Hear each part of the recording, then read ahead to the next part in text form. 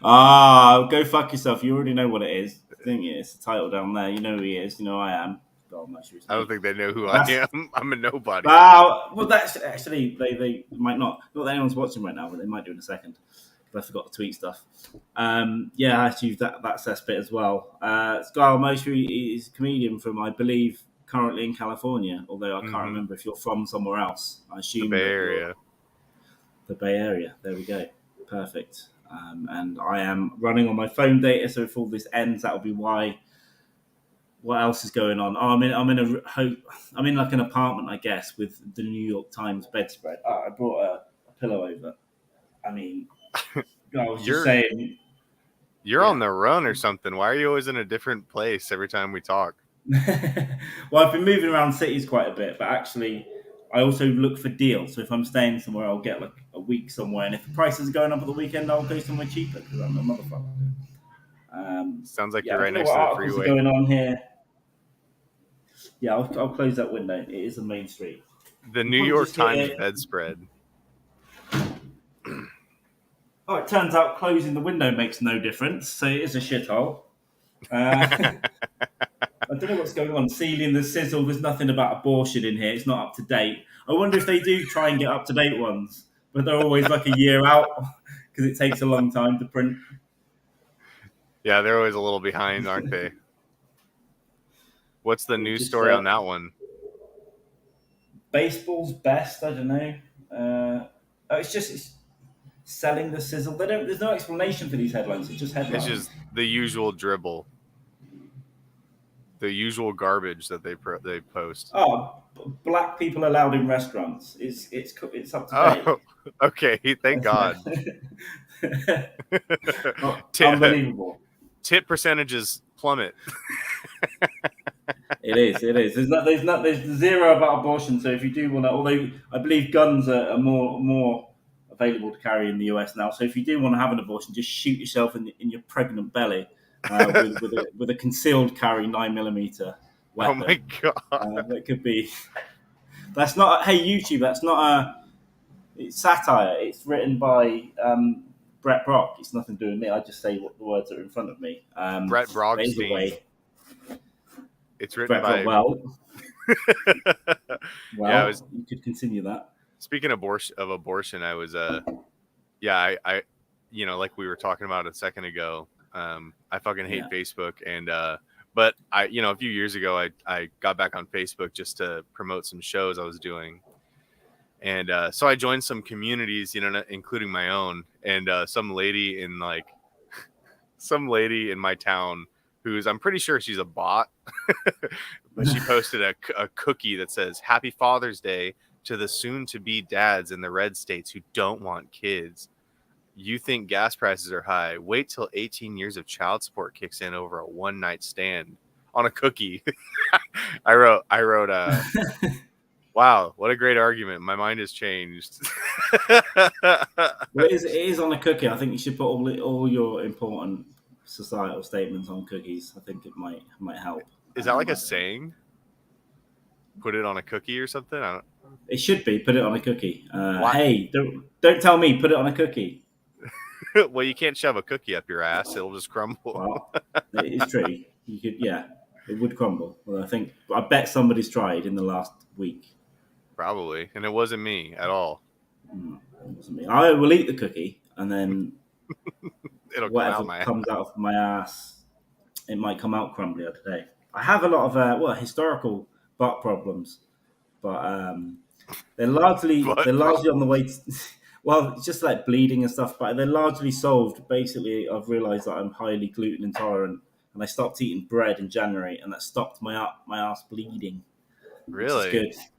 Yeah, I can eat bread here. Weirdly, it's just I guess whatever flour they use in the UK is a bit different. Pasta, pizza, all the shit that I love gives me an issue, but I still continue to eat those because I love them, and I like beer as well. So, and your ass just doesn't bleed as much. It doesn't bleed as much. Yeah, it's not as bad. So, and until things start falling out of me, I will continue to consume those things because they're nice. Yeah, speaking of dietary changes, in the last I want to say like month or so, I've like really been trying to watch what I eat, and like I've limited like my intake of seed oils and shit, because I know that's like all the rage right now. Everyone's talking about that, but like the effects of seed oils and sugar and shit like that. Yeah. And yeah, I haven't noticed any blood coming out of my ass either, so maybe that was my ass bleeding trigger. Yeah, I think I've been eating better since I've been here. To be, even if I eat shit, the shit is less processed. I think here, so it's just, I seem to be functioning a lot better. When I go home, that's when the test will start. I need to not be doing What some of the things I was doing before I was coming out. what is home for you? UK, I live just near London now. Okay, I've okay. recently moved from. I was in Wales, which is a field on the side of England. Although the Welsh people wouldn't like me saying that. I was there for years. I was supposed to be there for 2 years, and I was there for 7 years. And the last 3 of them, I was thoroughly depressed and hated where I lived right the way through the pandemic. Hated my neighbours. I was suicidal and homicidal at the same time in that place for years, and I've just escaped in March. So you actually stayed home? Yeah, I'm temporarily near my family for a few months, and then I'm choosing a city when I return, basically, which will be in July. So yeah, I'm just thinking about it now. Where to live? I suppose I should be nearer the family because they're getting older, and quite frankly, when they die, I don't have to travel 4 hours to go to their funeral, so I'll just go 1 hour. So your family's from Brazil? No, I'm probably not explaining things correctly. My family live just outside London. I'm out here originally to visit friends, but while I was out here, I thought I could stay. I could just stay, and that's why I just didn't get my plane. And I have been moving around, kind So of it's working and cheaper, stuff is as what you're well. saying. So it's cheaper, cheaper. is what you're saying. I've been. It's basically cheaper, but I also love it. I love everything. I love the food. I love the beer. I love the people. It's great. I do have friends around. I spent some time alone, but I'll be meeting a friend today. I could have gone to lunch today, but instead I'm doing this. But also had to move places into my New York Times hotel. A friend. So you have Tinder, is what you're saying. Well, actually, I have accumulated some actual friends around, but also there are people with vaginas that are also sometimes nice to go out with. I have tap water here. I haven't drunk tap water in Brazil for years. I just took a sip. It's not good. When I got here, I realised I thought I'd have to run back out to the store to get a beer or water or whatever, and I didn't have time. So I poured myself a tap water, which I will not drink. But if I feel my voice going, I'll have to take a small sip of it. Yeah, you're gonna find your ass is gonna bleed again. Yeah, I think it won't bleed. I think everything will just fall out. Like intestines, liver will just leave. Tap water. And maybe a baby as well. I don't know. Oh, dude, don't do it, man. Oh, just wet the old whistle there. I'm not going to take a gulp of it, but I can't believe I came in there with zero hydration. I'm a drinker. What can I say? I'm a hydrator. I like having a selection of drinks around me. Water, oranges, coffee, beer. Let's get 4 drinks lined up. I could never be in a place that where I couldn't just drink as much water as I wanted. Like even the tap water where I live is not very good, but like if I really needed to, I'd still gulp that shit down. I think I'm all right. I might have a fluoride stare the next morning, but I think. Well, we drink in the UK. We drink tap water as standard. I mean, some people are on bottles, but for the most part, you just drink what comes out the tap, and whatever's in there, it's too late because it's been happening my entire life. Cholera. Yeah, cholera. That's probably why my arse bleeds out there. It's not the bread; it's an interaction between the bread and dysentery. Where does tap water in London come from? Well, I'm not in the city, so I'm in the country. It probably comes from an area called the Chiltern Hills, which is basically like a shire. It's in a shire called Buckinghamshire. So it's very countryside. I think there's a spring nearby. I think it's probably better than if you're in the city. I have no idea where London water comes from. Some weird chemical plant, probably. I wish I was from a shire. I feel like it'd be more interesting. Yeah, I never really thought about it, but yeah, when I started interacting with more people from other places, like, and a shire, I guess guess that's what it is. Which shire are you from? Buckinghamshire. Okay, that's the It's most weird. English shire to be from, I think. It is, right? I never thought about it because I grew up there. So when we go away to Ibiza or something, people would say, "Where are you from?" Buckinghamshire. And they used to call us, thought we're in the royal family or something. So, no, I'm a scumbag. But the area is quite nice. But I haven't lived there. I escaped 15, 16 years ago. I've been in a couple of different cities. I had to get out of the small town. I would have been dead by now, I think, or at least just an actual alcoholic at one country pub. Oh, I thought they were just beating your ass or something. maybe that too. It wouldn't have been good. I knew I had to escape, and Okay. I did so. But I'd like to visit now, and I don't mind hanging around there now. I'm a bit older, so it's just I needed to go and discover myself and what makes me bleed. Fuck yeah, dude, that's awesome. Yeah. Well, what's so fucking you hot were in, right now? What's hot? Yeah. What's hot? In what, the world? I don't know, man. What's hot right now? Oh, what were you gonna ask? I can't remember. But I was going to ask about you. So you were from the Bay Area, which I guess is a large area. I'm fairly okay with US geography, but it's all right. I mean, I don't know. There's there's a couple big cities in there, and like San Francisco, it's a fucking hellhole. You probably heard that. Yeah. I live in the East Bay, where things get a little bit more spread out. There's not as much shit in the street, but I don't know. I live in a better part of the East Bay, so it's not so bad over here. It's just expensive. I'm just looking now. It's an education. Yeah, I think just San Francisco. I heard there's an actual poop app you can get, or there was an app or a website where you can check to see where human feces has been registered and pinned. Yeah, you could do that. You could use the app, or you could just go there and just look down the whole time.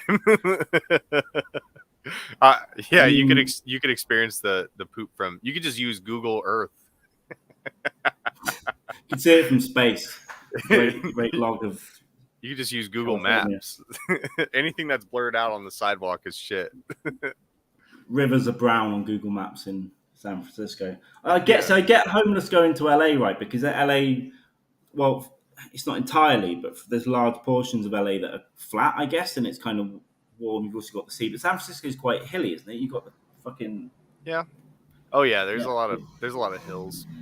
San Francisco is a weird place. Like, there's a lot of parts of San Francisco that aren't technically San Francisco, but they're still San Francisco, And I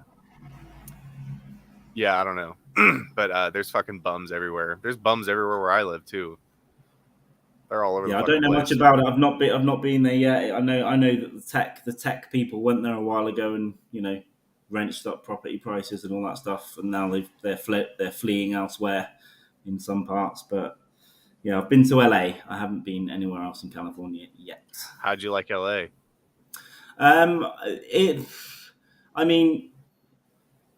I enjoyed my time. That's basically because I went to the Comedy Store and got drunk and found some dive bars and things.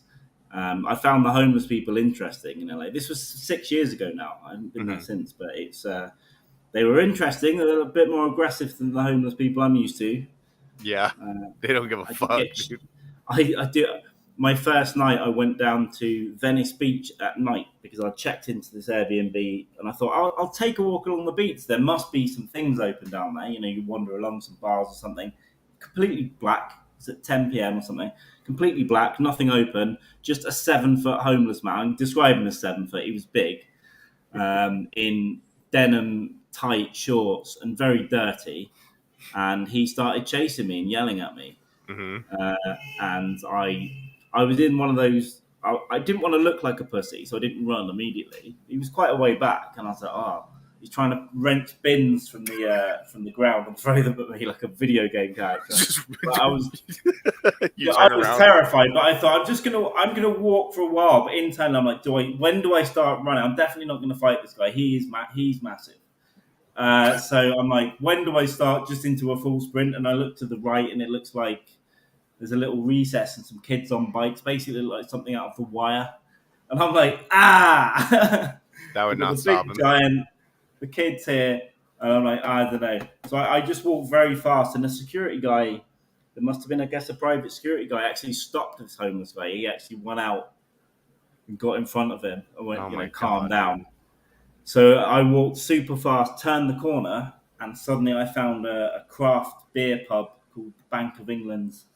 And that's where I went for the next 3 hours. I sat in I'm there. home. I am home. I downed many beers, and then I Ubered directly to the comedy store, and I didn't walk around Venice at night again. You found the British embassy, is what you're saying. Basically, yeah. Just got That's hammered. funny. But yeah, that's the first time I really used Uber, and I didn't do it. Yeah, it was just Uber all the way in there. I didn't walk around LA a lot. I walked from Venice to Santa Monica in the daytime up the beach. That was nice. It was warm. But yeah, the homeless. I think it's a lot worse now. Oh yeah, I believe. apparently there's 40,000 people or homeless people in LA right now. Yeah, I mean, so I think that's probably low. I think they must just stop counting. That's a What I mean? lot. They get tired. They're like, that's a lot of people. There's probably another 10,000 that they haven't got to yet. They're getting shipped in, dude. Yeah, where I live, like in Oakland, there's like a train yard, a rail yard, and there's literally like two-story shanty houses overlooking the train yard that like bums have built, and they have like garage. Like I've seen one with a garage, like it has like a garage and like a fully functioning deck, like an upper deck that they like a balcony. It's fucking funny, dude. I mean, it's innovative, but there's I a might risk move of in them there. there's a risk of them pouring a hot pot of boiling shit over pedestrians that walk past. So it's nice that they've built a nice home. That's just security. That's their security system. They got a Ring doorbell. There was also a guy on Venice, because around like Muscle Beach or whatnot, you see it in movies and it looks cool, not just there, but the stores and stuff. But it's really just full of gangs and people on crack and gangs on crack, I think, and homeless people. And there was a little guy on a skateboard. He had no legs, and he was about this big, and he scooted with arms. And I wasn't sure, but I was convinced he had a gun. I think he looked like an actual gang member, but just had no legs and was scooting himself around. I wouldn't ever have said anything to this guy. That's the third. That's like the third worst mode of transportation for somebody without legs, besides rollerblades and a bicycle. A skateboard It is like it is. Yeah, you're too good for a wheelchair, dude. Yeah, I just didn't like the look of this guy. He was upset because he couldn't kickflip skateboard, or he couldn't kickflip a wheelchair. That's what forced him into what I believe to be a gang in LA. So no, LA Overhaul. What kind of fucking word's that? Yeah, it's a bit weird. It's too spread out. It's too big. I literally went there because I was going to Arizona, and it was cheaper for me to go via LA than it was direct to Tucson. So I spent 3 days in LA and went to watch comedy every night, which was nice. Yeah, so that was why I went there. Can you do stand up in Brazil? That's a good question, and yes, but most of it is in Portuguese. Even expats do it in Portuguese.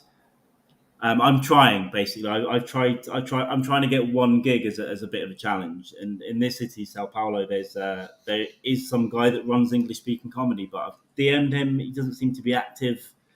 I might try and send some messages out. But there's a big expat community in here and Rio, actually. So I don't know. I'm going to try and do so, even if it's 5 minutes somewhere. It might be fun to do. But I would, if I can find an English pub or something, I might see if I can find some comics and we'll do something, just something random. I wonder how well poop jokes would translate into Brazil or Portuguese. Yeah, you'd have to get their humor's very different, and stand-up's quite new here. It's been very slapstick, I think. They've got a few stand-ups now, but yeah, I don't know.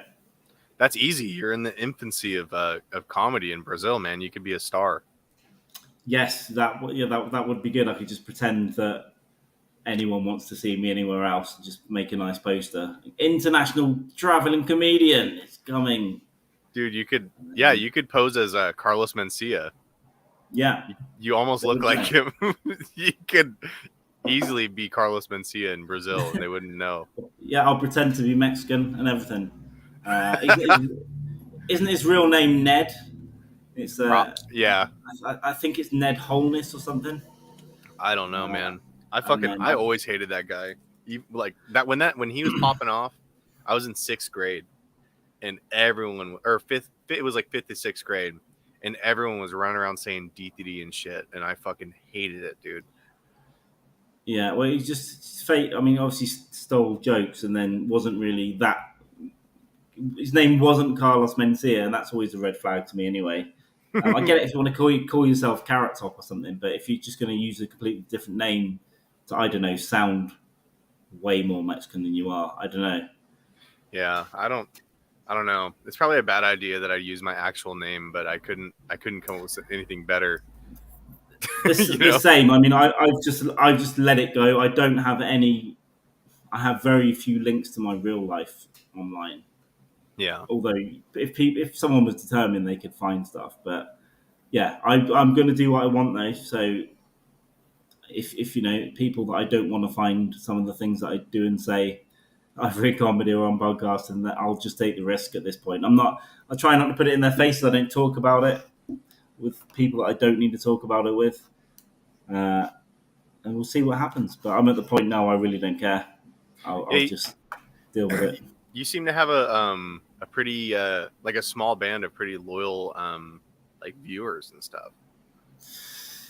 Yeah, it's been like so. Basically, since we started interacting with Napo, the balding, past it, 62-year-old man who dyes his own mustache to hide a vile mole. He was very nice to us, and I think especially when we did, when I went on his show a few times, yeah, they'll come over, the real psychos, and then after the podathon thing we did, which was 40 hours, for a lot of which I was on, that was good. 40 hours. We did. I think we managed about 30 something. It was pretty close to it, but I had 2 breaks, maybe 2 hours at a time. But was there? We were supposed to do shifts, but there were so many good comics coming on and good people that I wanted to talk to that I was like, well, I'm going to stay on for this one. This is good. Yeah. And we spoke to Stanhope at like 3 a.m. It was me and Jamie Dykes from Wales as well. 3:30 a.m. our time. I was running out of booze. We had to stay up, and it was good fun. But we did hit the wall hard towards the end of that. It was good. So like a woman turning 30, smacked the wall, balding. Yeah, I don't know what that was related to. Sometimes I say stuff, or it's hard for me to remember what these people are talking about. But we have, I believe, I have to sing a song to get his name right. It's Kevin, Kelly, Christina, and that's it right now. Everyone else can fuck off if they haven't had the effort to. What else are they doing on a Saturday? Nothing. Having opinions. They're having opinions online instead of watching this. They're going, oh, kill babies, don't kill babies, whatever.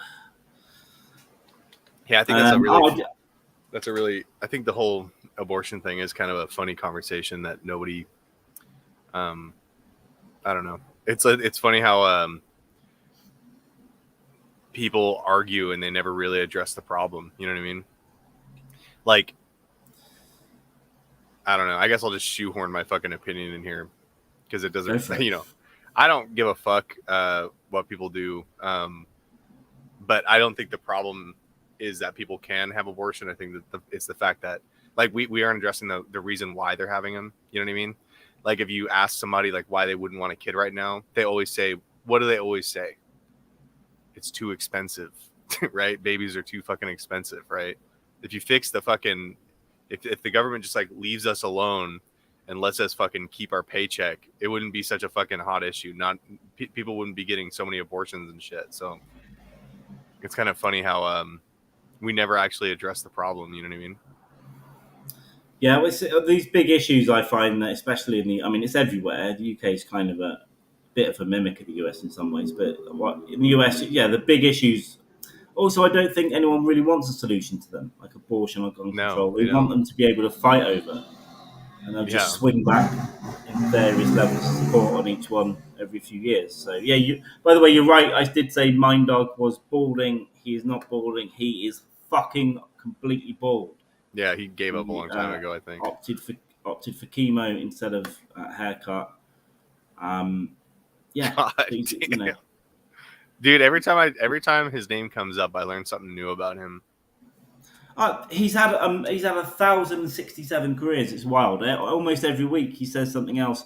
When I did autopsy on fetuses, what? When did you do that? When I worked in the hair industry, he actually worked. I think he did camera shoots for the beauty industry or something as well. So he's had many careers. Can we Probably confirm many any of identities. this? No, we'll have to start googling. I think.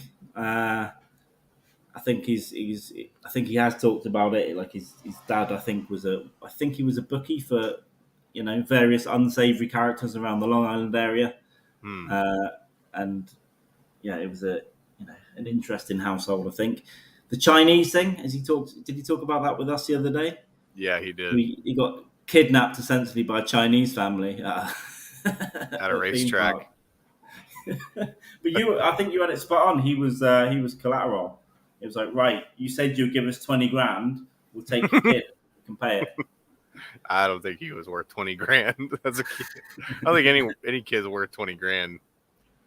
I don't think I'd pay $10 for a kid. Well, I wouldn't, but I don't want to eat or have sex with one. No, if I'm paying 20 grand for a kid, he better be able to like mow the lawn or some shit. Yeah, you're working as well as giving us a bit of calf meat every few weeks. Oh my God. You can also clean the dishes. Yeah, fuck that, man. Yeah. Yeah, we got women in here who just don't want kids. Stopping the insanity of myself. Yeah, if you're mental, don't have kids, I say. Yeah, man. Stop off. I currently have no children that I know about, and don't. I wouldn't say don't intend to. It's just it'd have to be with someone who's really fucking cool. Because I couldn't. People annoy me enough anyway. If there was a kid involved and you're with a mental girl, it's like no, that'll be a lot. So she has to wear like a leather jacket, or like how cool does she have to be? Yeah, she's got to smoke in front of the baby and drive real fast. Yeah, just not too crazy is all I asked. But are we talking like manic pixie dream girl cool, or just like smoking in the boys' room cool? I think Pixie Guy is too cool to be a mother. Don't underestimate yourself, dude. I have, unfortunately attracted absolute psychopaths in the past. And I'd rather not be with someone that claims to be vegan, sometimes a lesbian, sometimes an alcoholic, but in treatment. I'm very proud of a chip that they've got from AA that they keep down their top in their bra, and then every time I see them, they're drunk. They're eating non-vegan food, and they clearly like penis. So it's just that was one person that I knew once, and I went to a house and she proudly showed me a shit stain on her carpet where she got so drunk on boxed wine that she had scooted along with no clothes on and left a shit stain on there, and then told me about it. Man, some people are really good at like building themselves a life of regret. You know what I mean? Like they think it makes them interesting to have stories about like embarrassing shit that like nobody would ever be stoked about. Yeah, we've all done it. I've got 1,000 stories from my youth of being a fucking idiot.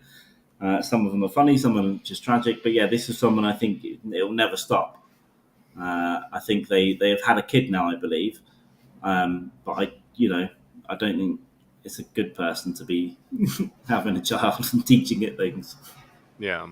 Yeah, I mean, I don't know. I've got some stories too, but like they're all like mistakes. You know what I mean? Some people like know that they're doing dumb shit and still do it anyway because they think it'll like, I don't know. I find a lot of people my age are. I found a lot of people my age are like chasing the feeling of like the image of like being the guy at the bar like in the movie that's like, give me one more round, you know, And like it's never cool. It's never fucking. It's yeah. never good. I like drinking, and when I was in my early 20s, I was in a small town and we knew all the bar stuff and all that stuff, and I did that. But it gets sadder and sadder the older you get. If you're 52 and that's who you are, it ain't. It's not cool. It isn't, because the reality is, you might feel great for an hour every few weeks. The reality is, you're going home shitting yourself. You've lost everything. You've probably got no money, Yeah. and you're trying to drink yourself to death, which is fine, but it's not. It's never a good existence. I used to work in bars as well, and I saw a few guys that are probably past the prime, but still just being that guy at the bar. It's not a good life choice. But I still, I bring it out as a cameo appearance. For me, it's a cameo appearance. It's not a lifestyle. Uh, Yeah.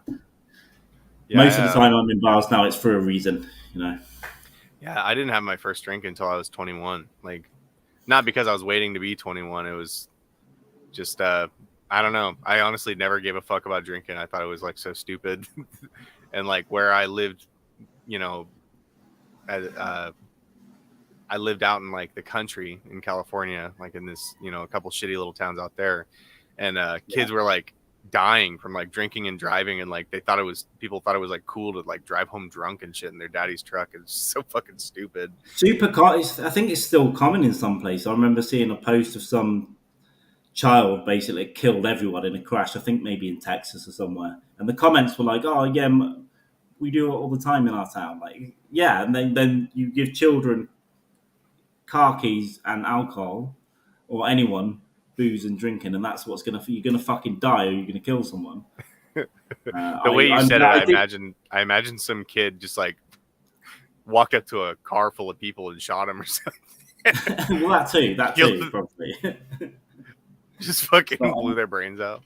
not an uncommon sight, I think, in parts of the US. I think at times, but I drank early because, well, for a start, in the UK, it's highly embedded in our culture to drink. I was probably 15, but I had a couple of incidents. It was like I'd drink once, vomit, and then not drink for months. But I think probably 17 was when we started to go into bars at 17 because we could get into certain places. We can drink at 18, but we'd go at 17 and the landlord would know. And back then it would be like, listen, I know you guys are underage, but just don't cause trouble. Shut the fuck up. Stop smuggling in beers from elsewhere and you can stay. Now they'd have their place shut down if that happened. But Yeah. yeah. Yeah. Do you have a license for that bottle opener? That is exactly how everyone talks. It's phenomenal. But yeah, I drank earlier. I drank harder, and I would say by the time I was 25, some of my friends had died. We'd had some wild drinking sessions, and yeah, I think one of my friends. I think we were 25. One of my friends set fire to himself. And he Jesus wasn't he Christ. wasn't he wasn't a close friend by that point, but we went to school together, and I didn't hang around with him. But yeah, he lit himself on fire at a party, I believe. On And purpose? then and then took him about 6 weeks to die because he was just in the hospital, Damn. and then probably some kind of organ failure after. I God can't remember damn. exactly the cause of death, but that was a rough one. Um, and then I fluctuated with drinking, so yeah, at various times I've drunk way less, and other times I've drank more. The pandemic was difficult for me because, yeah, I was on my own in this place I didn't want to be, so I just started knocking booze back. So were you like voluntarily staying home or were you like forced to stay at home? There was just not a lot to do. We couldn't really travel, so In the UK. yeah, So they we really couldn't locked really your go. ass down, huh? Yeah, I mean, you could. I mean, towards the end, Christmas 2020, I think I was thoroughly fucking depressed, and I actually broke several laws and went to a completely different part of the country because pubs were still open in this one part, but you could only buy beer if you brought food. It was some crazy rule that came in. But the pub we found hundreds of miles away was they just didn't give a shit. They go anything but prawn crackers, stay as long as you like. And I did that right before Christmas, and then back home as everything was shutting down. Back home in my flat, Christmas Day, alone with no food in the fridge because I'd got in late. So yeah, that was. But yeah, no, I made sensible decisions towards the end of it. Is like if I need to go and do something, then I'll go and do it. That's crazy, dude. It's fine. Yeah, a lot of people getting fined. Biomedical security state shit. Yeah, a lot of people were getting crazy fines, and now I think a lot of them have actually now been thrown out because they've been challenged. The police got a bit crazy. They're like, oh, some people getting fined 10 grand for multiple, keeping their store open or something like that. That's so stupid. It is so stupid, and I think a lot of mistakes were made. I think in the panic. Yeah, like in the U.S., everything was implied. Like it was all implied that there's going to be trouble coming down the line if you don't comply with this, that, and the other rule. You know what I mean? And so like a lot of businesses, like it was weird. Like a lot of businesses were playing chicken with the government, and like most of them got away with it. You know what I mean? They tried to make example of a few places, but most of the places that stood their ground, made it through. And it's kind of sad to see like how many people are total pussies and like aren't willing to stand up for themselves. You know what I mean? Whether you agree or not, like, if your business and your livelihood is like riding on one fucking thing, like why wouldn't you stand up against it, or why wouldn't you fucking risk it all if it's all going to go to waste anyway? You know what I mean? Yes, I saw some businesses close permanently, but I'd miss. Some of them were looked after by the community. Like there was one really tiny local bar that raised, they wanted 10,000 to keep their lights on basically, and they raised 25 in about 3 days just from local people giving money. So that kept them afloat enough to they could open, but it was highly restricted. You couldn't have people sitting inside because it was so small. So they adapted. They opened a pizza. They started cooking pizza and selling that as takeout, as well as beer. So I think some businesses adapted as well and tried to get around it. That's what a lot of bars did, and did where I live. Is they started serving food in order to like stay open, because like people were, like our government mandated that like you have to serve food in order to serve drinks and shit. And so like a lot of businesses brought in like food trucks and stuff. It's pretty smart. And then they like opened up outdoor dining and shit. And the same. One of the after what seemed like forever, but it was about 7 weeks of nothing being open. I think I went to a food truck outside a bar, and it was just to go somewhere where there are people and buy a fucking sandwich and a beer was so mind blowing after just 7 weeks of total lockdown. You guys only went through 7 weeks? It was 2 or 3 different periods. The last one was 5 months, and that wasn't by that point. That wasn't total lockdown. That was you couldn't sit inside in a place. You could sit outside. And then if you did go in, you had to wear a mask, and then if you sat down, you could take it off. Yeah, but you're in the same place. It's like but COVID knows when you're at a table. Yes.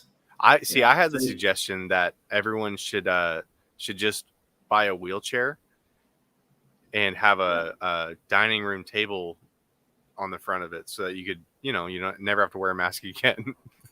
I'm all for wheelchair abuse. I'm all for stolen valor. Wheelchair, it's fantastic. You can go to gigs. Have you seen them? Festivals and stuff. They get to the front of the show. There's no problem. Security will help them everywhere. People will get them drinks. Just sit in a wheelchair and get someone to push you around. Maybe you take it in turns with a friend. Like this time, I'll be leg retarded. Next time, you. Christina should be abused more. Laid Vig. As a vagina holder, you can get into bars at 13, 14. Absolutely true. And then, many men went to prison because of this, I think. So all I have to do is hold a vagina? and I could get in. Yeah, if you cut one out, if you cut one off and just walk in and hold it, you're probably allowed in. Yeah, they're like, ID, please. I'm like, I got one better, and I pulled just a bloody brown bag out of my pocket. Just you can't decapitate a vagina, can you? I guess it would be I don't know, bitten off, bitten out, Oh my God. wrenched. Just trying to think of Bitten out. what you got to hold it just right. Exactly. Yeah, just right. Forward and available probably, and then you get let in a bar. We had a couple of girls in the pub that I worked with. Actually, we were friends with them. I guess I was probably 18. But it turns out these two girls were 15 and they've been drinking in this pub for years. And they got caught when one of them came in holding her 18th birthday balloon after years of drinking, and then was immediately barred. Banned. And to be honest with you, I can't tell you whether or not they slept with regular pub goers from that from that pub. Probably. Probably. That scares the fuck out of me, dude. Having a daughter is such a scary thought. Just knowing that they're gonna do crazy shit that I saw when I was a teenager. You know what I mean? It scares the fuck out of me.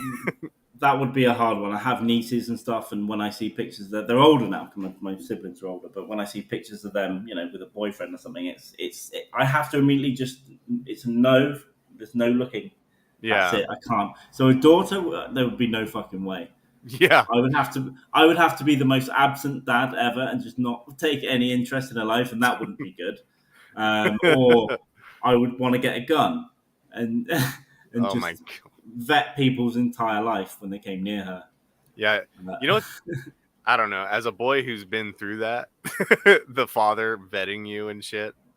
I love the fucking questions that like dads ask. Like what could I say that's gonna make you dislike me? Like, it's weird how every dad I've ever met ends up liking me, and I've never I don't know.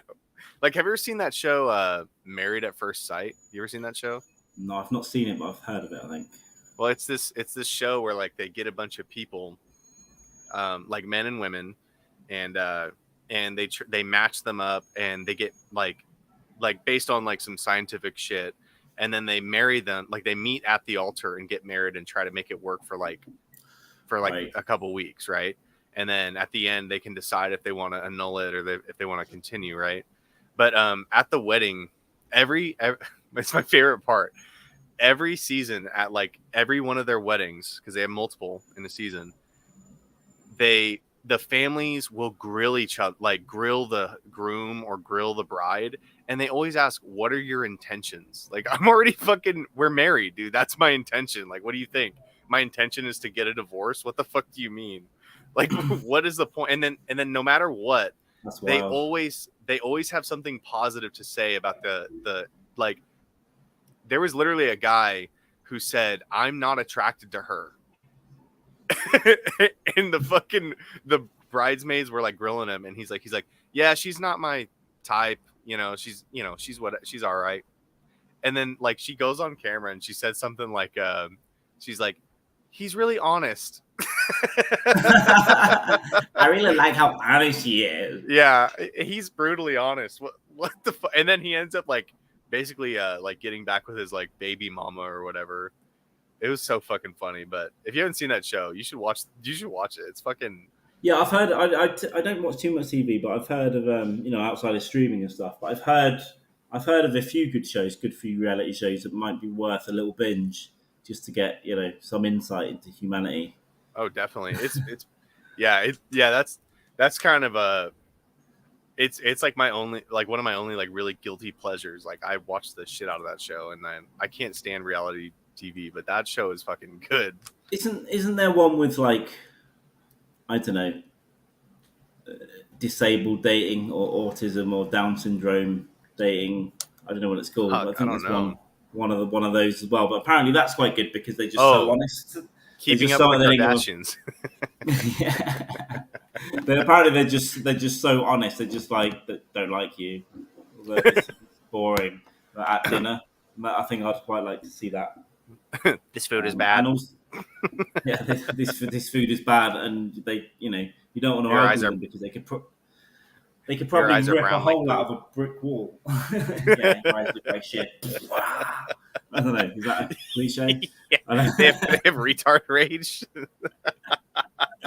Down uh, syndrome wrestling matches in the living room. they've all got massive dicks as well. Yeah, Big. that's funny. Yeah, I used to work in for a while in mental health care, and I can tell you there's some there's some hammers on some of these guys. yeah, they're just swinging, dude. Man, maybe that's the key. Maybe that's what I'm missing. Is my mom didn't eat enough plastic when I was in her womb, and now now I'm fucking I'm not swinging like I should be. Yeah, maybe it does happen when you start to get more deficits. Yeah, That brain matter just seeps into your cock. yeah, that Roundup just seeps in there. Yeah, my There we go. Dating on the spectrum. dating on the spectrum. I've heard good things. Yeah, that show's probably gonna get a huge fucking slew of applicants because there's so many people pretending that they're autistic right now. Have you seen that shit? I know there's a lot of people pretending to be a lot of things. Yeah, They need an identity, and they go, that one will do. I'm seriously. neurodivergent.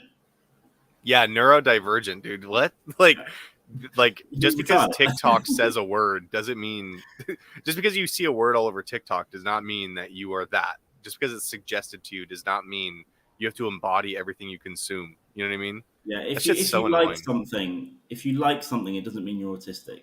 Like Seriously. I like ice cream on a Sunday. Must have autism. Let's get on the train, Dude, I pick up and drop interests like no other. I get into shit like I have figurines that I painted a couple years ago. I don't do that anymore. I have a whole box of figurines that I painted because I literally one day I just got it in my head. I'm like, I got to recreate the Battle of Hastings in a scale model, and I started painting, and I got like 4 deep, and I was like, nah, I'm over it. You know, I bought fucking like, guitar is probably the only thing that I've consistently been able to fucking, but like, that's anyway, a good one though. That's a good one. yeah, I like, I don't know. I pick up interests and I drop them all the time, but I'm not like out there like, why do I do this? Like at 28 years old, I'm not like, I have to have a reason for why I do this. Please. Like it wouldn't help my life in any way to find out that I'm autistic in some way or like on the spectrum. It just would not benefit me whatsoever. I'm not normal. I know that, but I don't want to know. I don't need a therapist or someone to diagnose me with whatever it is. I know that because my entire family is fucked. And I was talking about my brother before this. He's definitely on the spectrum somewhere, but no one did anything about it because my parents didn't give a shit. They just went, well, he's fat and stupid. That one. I mean, what? Yeah, what happened to just being a nerd? Like, you can't just be a nerd anymore. Like, you have to be. You have to have Asperger's. You can't just be a fucking geek. Like, what the fuck happened with that shit? I mean, just because you want to hack into the Pentagon and shit in the bath the next day, that's just your hobby.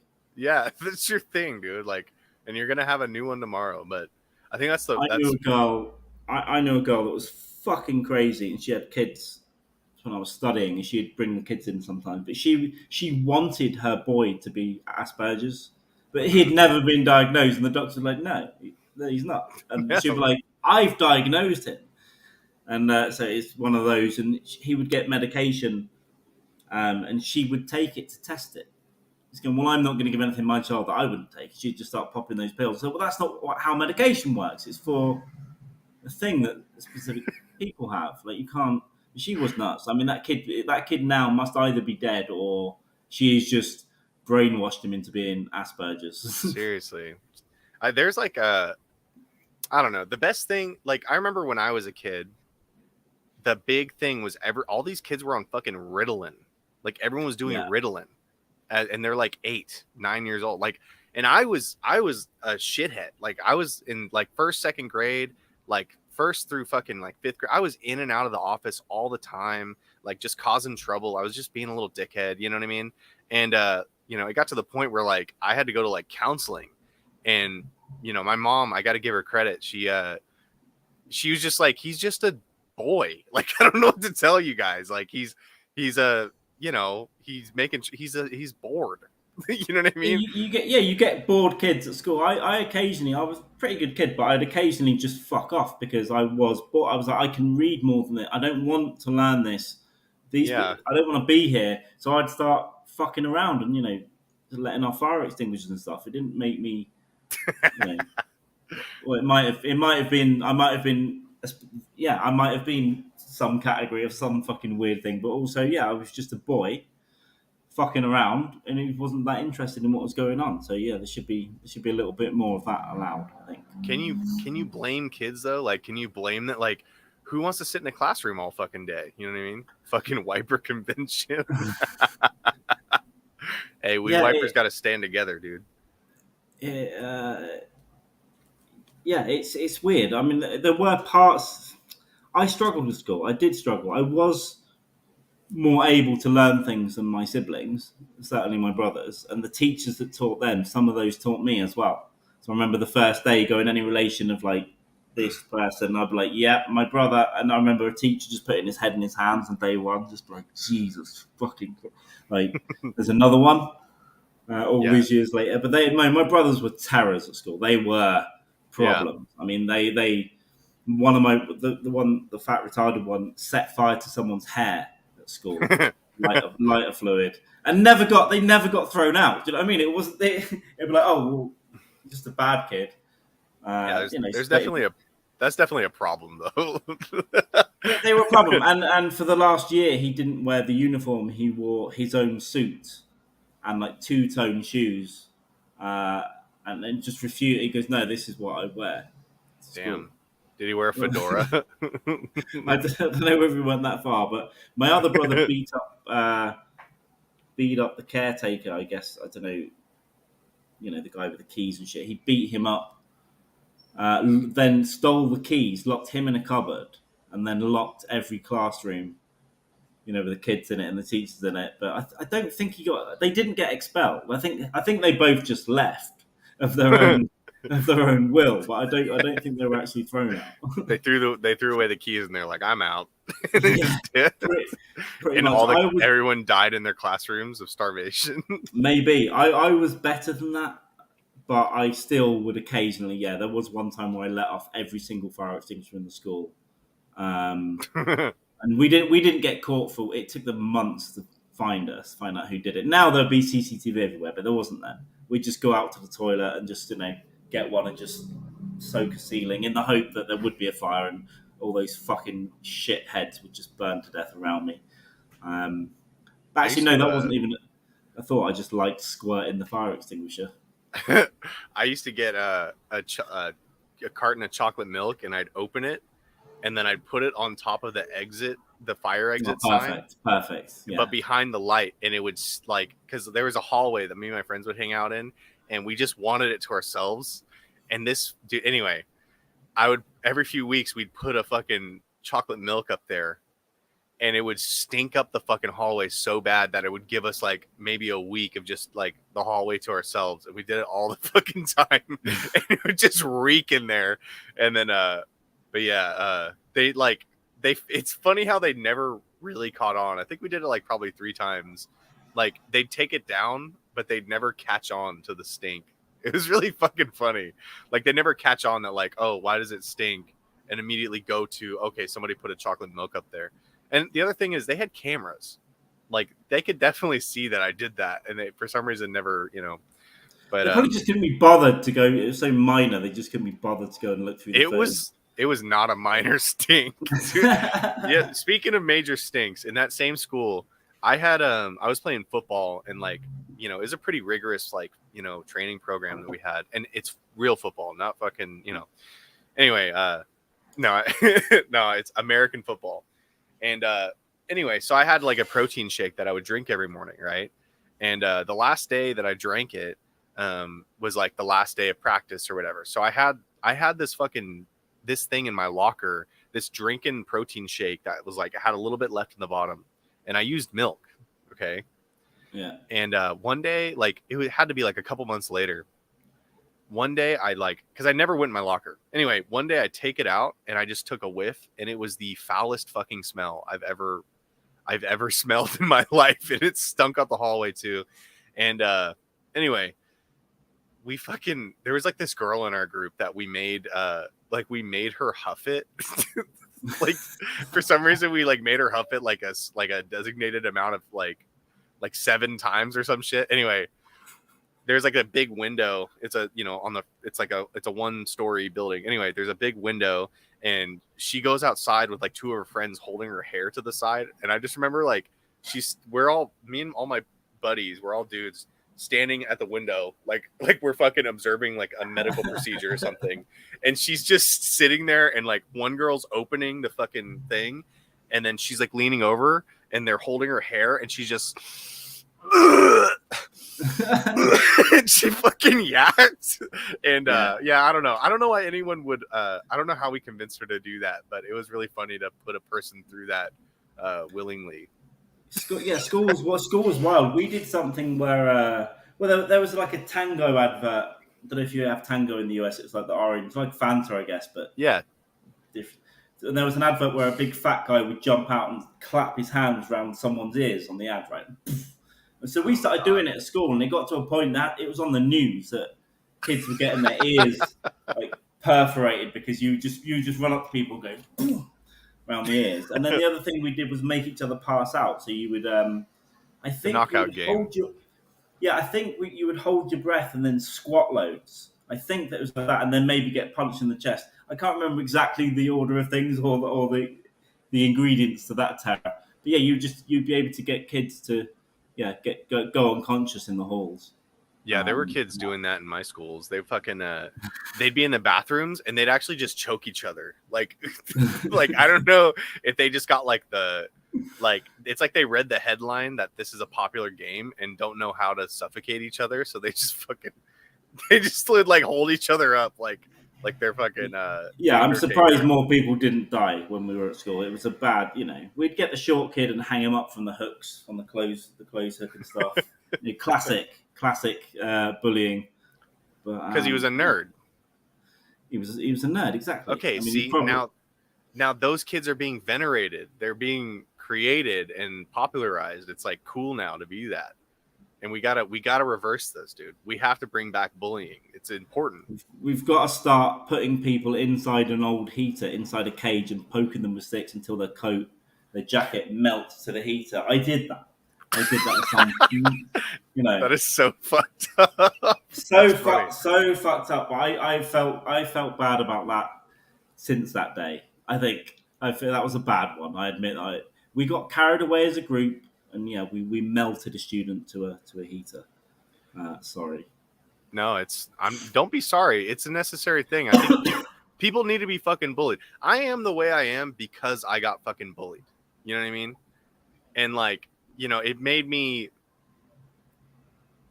who I am today. It made me stronger. And but I passed it on to others. Like there's behavior that for sure needs to be fucking checked. You know what I mean? Like there was this girl in my school. I had her in it was second period, and then I had her in sixth period, like the last period of the day, right? In the first class I had her, second period or whatever, she would pick her nose. Okay, her name was Tony. She would pick her nose and put it in her pocket. Okay, she would put her boogers in her pocket. The last period of the day, I sat in a way that I was sitting like this, and she was sitting like this, right? So I could see the same pocket she just put that booger in. She'd pull it out and fucking chomp on it. She would eat it. It was a snack bag. I swear to God. Yeah, she was dry aging boogers in her pocket for a couple hours. It just at least if you're gonna eat them, just do it fresh. That's the best. Don't eat this. The point of this is don't eat your boogers, okay? And this bitch was dry aging boogers in her jeans. And one day, but definitely don't dry age them. At first, I thought it was kind of funny, it was just gross, and I'd point it out to people. I'm like, look, dude. Anyway, and then just one day, I just had enough. I think I was just tired and I don't know, but I literally, it was quiet, and we're all reading, and I saw her dig in her pocket, and I was just like, not today, dude. And she's reaching up to put it in her mouth, and I'm all, Tony, stop, Tony. And she's like, what? What? I'm like, I was like, you know what you're doing. Stop. And she's like, ew, what? And then she still fucking like, once it died down, she still went like, fucking chewing on her boogers, dude. Yeah, it's got to be learned behavior. I think the mother probably did this or something. That's a weird one. Or that was her comfort. One day her dad was beating her and she just found like if she just tasted some of that, it'd make her feel good. It triggers her olfactory senses to bring her back to her childhood. Yeah, it's what a goal to Booger High. Dude. Yeah, I was kind of I went to a lot of highs. I was no, it just wasn't a good experience for me at school in general. Although, as I said, it wasn't too bad, but I have some fun memories of the shit that we did. But there's also I was also bullied a little bit early on. But I did have one of those moments where I stood up for myself, and then one of the I guess the bully's friends went laughing at him, which was funny. And then I think it pretty much stopped from there. But I was beat. I had older brothers, a lot older. They kicked the shit out of me. I mean, one of my brothers broke my nose when I was like, I guess about 14. He headbutted me with his fucking helmet on. He was a biker. Oh, so I got beaten. So when I went to school and someone punched me in the stomach, the first time it took me off guard. But for the most part, I was fine. I was like, okay. I felt like a piece of shit because, it was happening in front of my friends and girls and stuff. But also, it wasn't that bad. And I remember just thinking one day, well, this isn't even. I think I even said to him, "It's like, well, why are you doing this? Because it doesn't really hurt." I'm like, "What?" And it made you reflect. Me? You said, "What did I do to deserve this?" And you probably never did that thing again, right? Well, no, we had some pieces of shit. We had some pieces of shit in the school, that were shaving at 12 and that kind of thing. That we just obviously got beaten at home, and they were just like, right, let's go and find some. But I definitely had behaviour checks. I would imagine at some point, which I think it is a good thing because people, see, like there should be more consequences. Bullying for no reason is just bullying, right? But behaviour check is a good way to put it. Like, if you are acting like weird, it needs to be recognized and like just immediately fucking shut down. There was a kid in that same booger eating class, okay, who every time the teacher would call on him to read, he would do a Sean Connery voice. And it was so fucking annoying, right? And I took it upon myself to nip it in the ass, right? And I was just like, dude, just read. I was like, don't fucking read if you're going to do that voice. And from then on out, the teacher just never called on him again. He couldn't be trusted. But that shit just fucking, he needed. Yeah, I mean, when can he stop? Yeah, he can't be 25 and be doing that, in the office. He can't, at some point that needs to go. So yeah, it's a good thing to just say, this is bad. And making people feel shame isn't always a bad thing. It can be a good thing. Like to shame someone. Apparently it wasn't enough because he turned out to be a furry. So he's a fucking furry now. You should have set him on fire. That kid fucking I should have. That kid ended up he was like on Facebook, and my buddy sent me a screen cap a long time ago of like some shit he posted about like his first sexual experience, and he like made up this whole story about how he like almost he had sex or some shit, and he tagged the girl he was talking about in it, and she immediately was like, "This never happened." Like, this kid was a fucking weirdo, dude. So I think I probably should have gone harder. I should have just gone way harder. I think so. Yeah, just scare him away from it because he does sound like he's going to maim a woman at least. That sounds like this is a weird behavior. A woman, yeah. If they grow up to be one, he's probably fucking out there. I don't know. That guy's a weirdo. Nathan thinks I'm faking an English accent. Well, yeah. I mean, I might not sound like the movies. I don't know. I'm not Hugh Grant or Jason Statham. Nah, what you looking at now, boy? We don't. Or it's Hugh Grant, isn't it? The buffoon. I don't know. My accent has changed though. It's not how I grew up. I definitely, because I had to work in areas where I had to use big words. So I guess I learned to pronounce things a bit better. But I do fluctuate a little bit in between. But my family are still pieces of shit, and they talk like trash. So Like trash. No, very but English we say like opinion. I say Monday, right? They would say, or my brother would say Monday. Tuesday, Monday. Tuesday. So it's like, yeah. But as I said, my brother is fat and retarded. You so, kind of yeah. said it twice in the same way, just with a lower voice on the second attempt. Yeah, I was less confident in myself and then ashamed about what I've become, I think, on the second one. Chrissy went to gym, I guess that's gym That's from disgusting, Denmark. dude.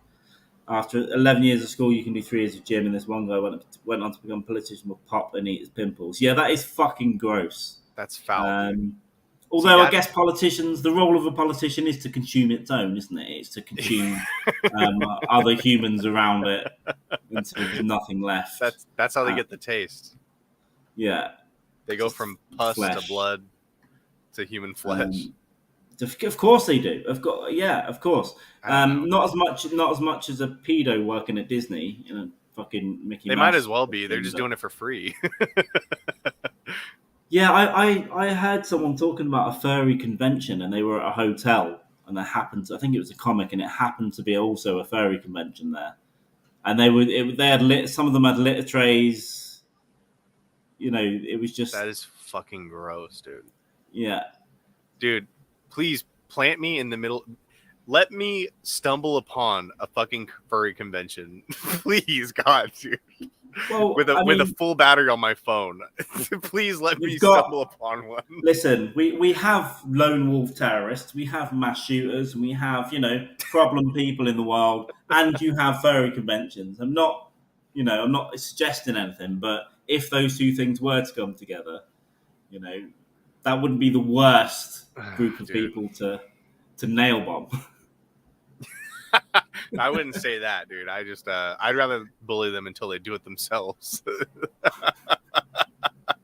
I don't know. There's nothing I hate more than furries, and it's becoming like super normal now. Yeah, like when I was in school, you know what else was weird?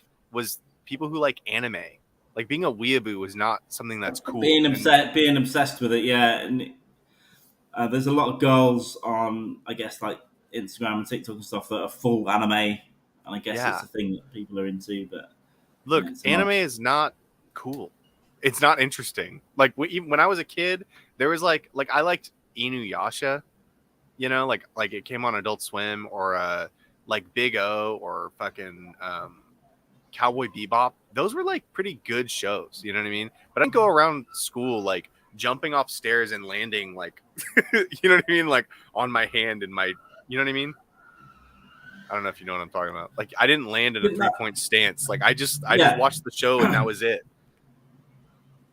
Yeah, people get. I mean, I might have done that when I was, 6 and 7 years old. Like I thought I was a Thundercat for a while, But I didn't dress up like Lionel. I had a cardboard tube that I pretended was the fucking Sword of Omen or whatever it was in that show. It's exactly what it was, wasn't it? But when you get, it is odd when you get 19-year-old boys thinking they're an anime character, and yeah, that's there's just a market fucking for it, I guess. I don't know. Are they making money? I guess some of these TikTok girls and stuff are making money from looking like a young 8-year-old exaggerated Japanese girl. Someone's giving them money. That's fucking dude. I don't know. Yeah. See, that's why bullying is important, because now it's flipped. You know what I mean? But yeah, I'll admit I did jump off stairs, but I was in 2nd grade, and one day I jumped off the stairs and my knee, like I landed in a way where my knee hit my chin, and it pushed my. Oh yeah, I remember that feeling. Hit my lip. And it fucking, my lip like split, and that was the last time I ever did that shit. So I bullied myself out of jumping off the stairs like a nerd and having an anime interest at the same time. I was alone a lot as a kid. My parents worked, so I was, I'd get in my head and pretend I was in a movie and stuff. I definitely was, Axel Foley, a young white kid in England. I was Beverly Hills Cop. What is Beverly Axel Hills Cop? Oh, okay. I definitely would have invented a plot line to Beverly Hills Cop whilst in the shower. I don't know. That's normal shit. That's normal kid shit. Good, but I still do it. But dressing up, fucking furry dressing costume. Up and running around gets gets weird for sure. So Napa had a DJ that does shows exclusively for furries. I don't know. I mean, maybe there's just money in it. I don't know. It's like being a Christian rock band. I don't know. What kind of music does he play? Like Coco Melon? he plays nursery rhymes for them. Yeah, I don't know. At one point, I did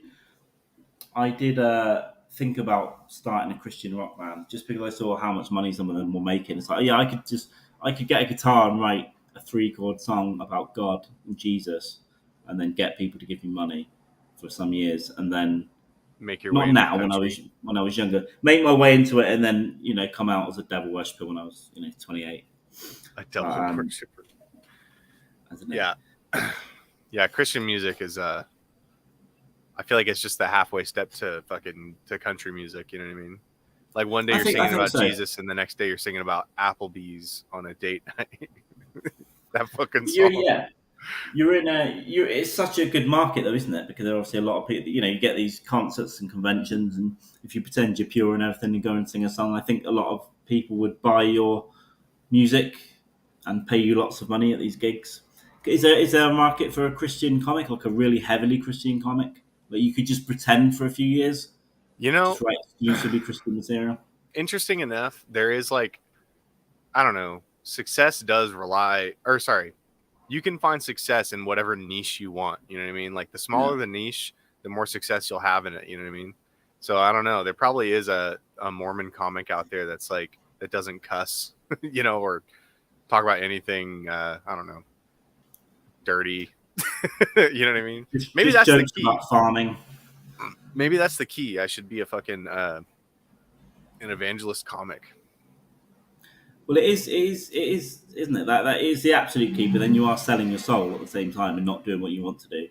So I think success is sometimes like just toning some of it down in some cases to get work. I was speaking to someone about it recently, actually, and he does what he wants, but at the same time, some nights he'll go up and just be a little bit less of what he might absolutely want to be, just so he can get more work. But as long as it's not too far, you're just now, writing Mormon jokes for money. Well, I mean, I'd probably suck off a Mormon for money. I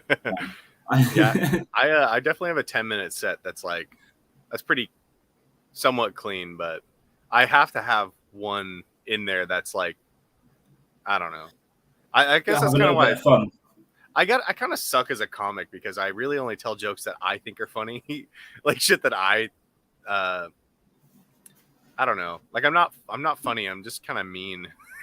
You know what I mean? Yeah. Well, a lot of if I sit back and look at my stuff, it is, it's my brain. It's my it's not full, because full is for the group chats with comedians. That's full. That's exactly what I want to say. On stage, I guess. A little bit less than that, but still, rather dark, mean. It's basically some form of either therapy about killing myself or other people. So, cancer, rape, paedophilia. That's the subject. Those are the subject areas.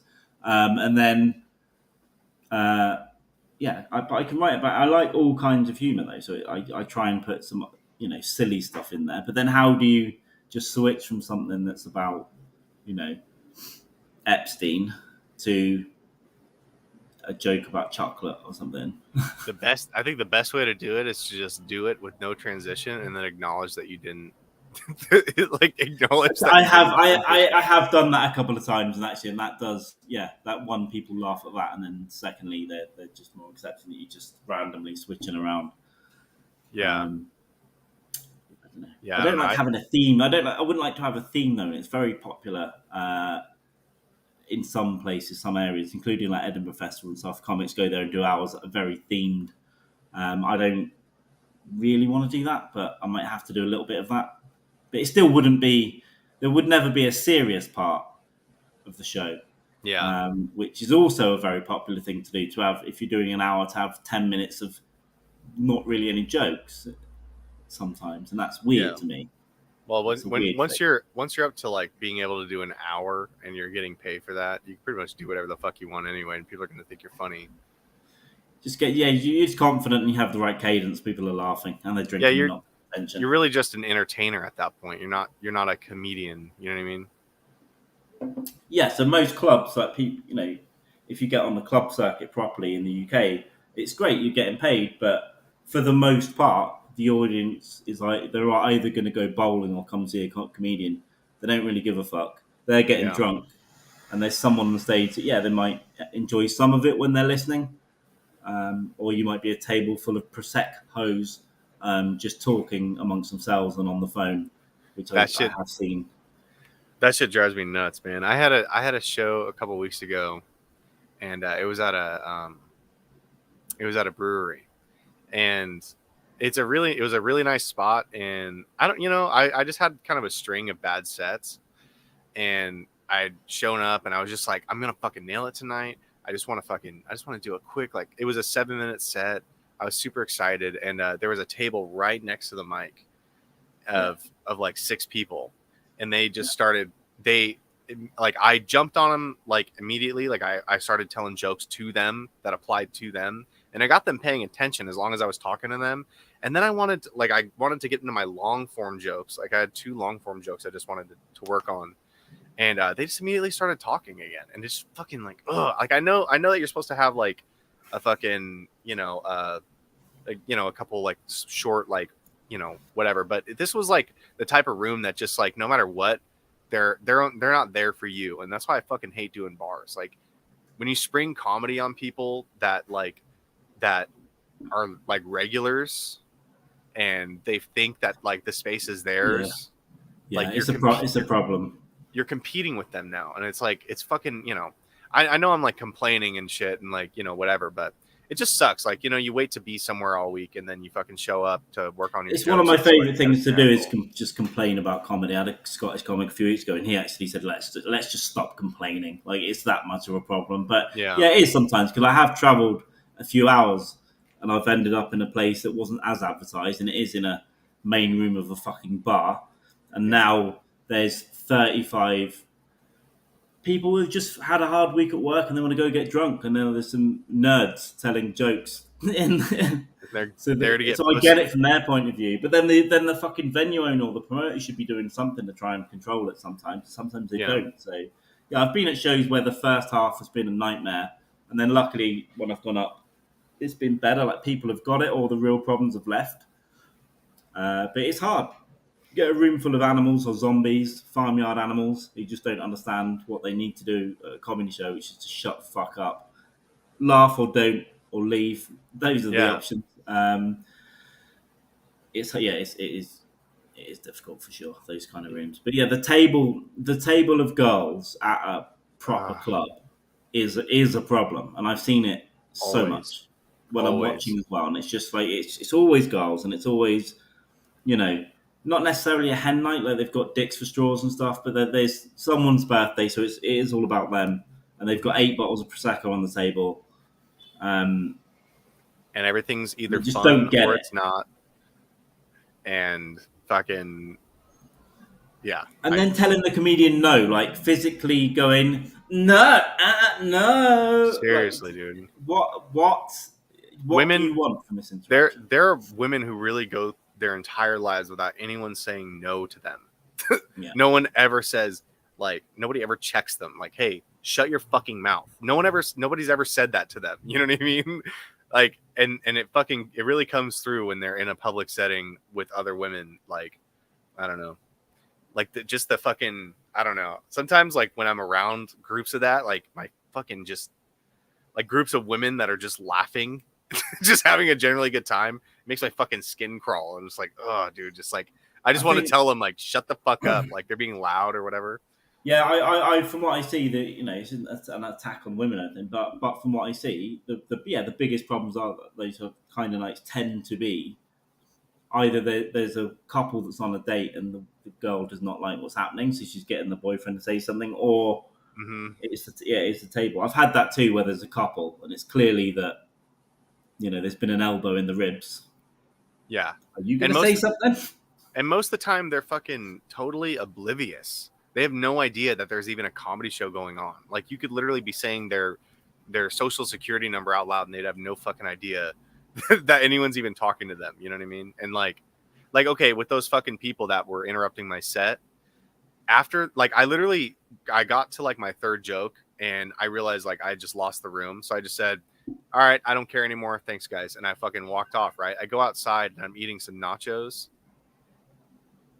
I walked outside and I'm fucking I'm eating some nachos, and the fucking people from that table left and came and sat next to me, and they were like, the guy's like, do you mind if we sit here? He's like, we loved your set, by the way. And I was like, dude, I'm gonna go enjoy the show now. Like, why would you sit next to me? I fucking hate you. Like, you don't realize how much I don't want to be around you people. You know what I mean?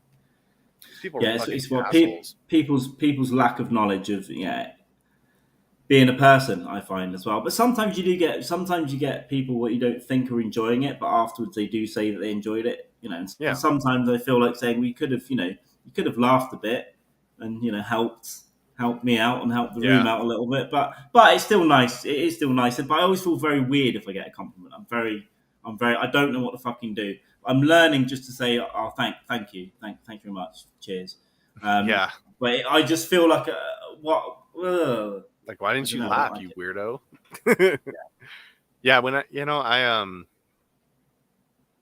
When I don't know, I think I've learned to be pretty comfortable with just silence. You know, I'd rather silence during my set than fucking, people just going off and, screaming and shit. I don't know. But yeah, I mean, I do this bar almost every week that just like the people are just fucking obnoxious. They're always just off the rails. They never shut the fuck up. They never listen. What happened? All right, guys, welcome to the Guile Mosher, the Guile Mosher hour. Tonight we're gonna be talking this morning we're gonna be talking to Guile Mosher by himself, and we're going live. I don't know where my boy went, but he left me the reins. So here we go. First topic is cum. Unbelievable. Sorry about that. There he went. I tried to do something smart and just remove my camera for a second while still having audio, so I could do something whilst being on the podcast, and I just disconnected fucking everything. So that was a bad you stopped me before I could talk about cum. Oh, god damn it. Please continue to talk about cum, I guess. I don't know. You ever I don't know why I'm thinking about this, but can you hear me now? Yeah, I hear you. Perfect. There's a picture of me looking really fat at Edinburgh Festival last year, but yeah, I can hear. I just got to do something that's not camera worthy, but yeah. Why do older people think that like wiggling their tongue is sexy? When did that ever work? Like in the 60s, was that like a shoe in to get laid? Is going like this, popping out and giving it like that's not hot. Nobody thinks that, isn't it? Has that ever?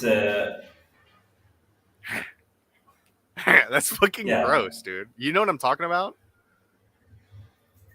Yeah, I mean it's not good.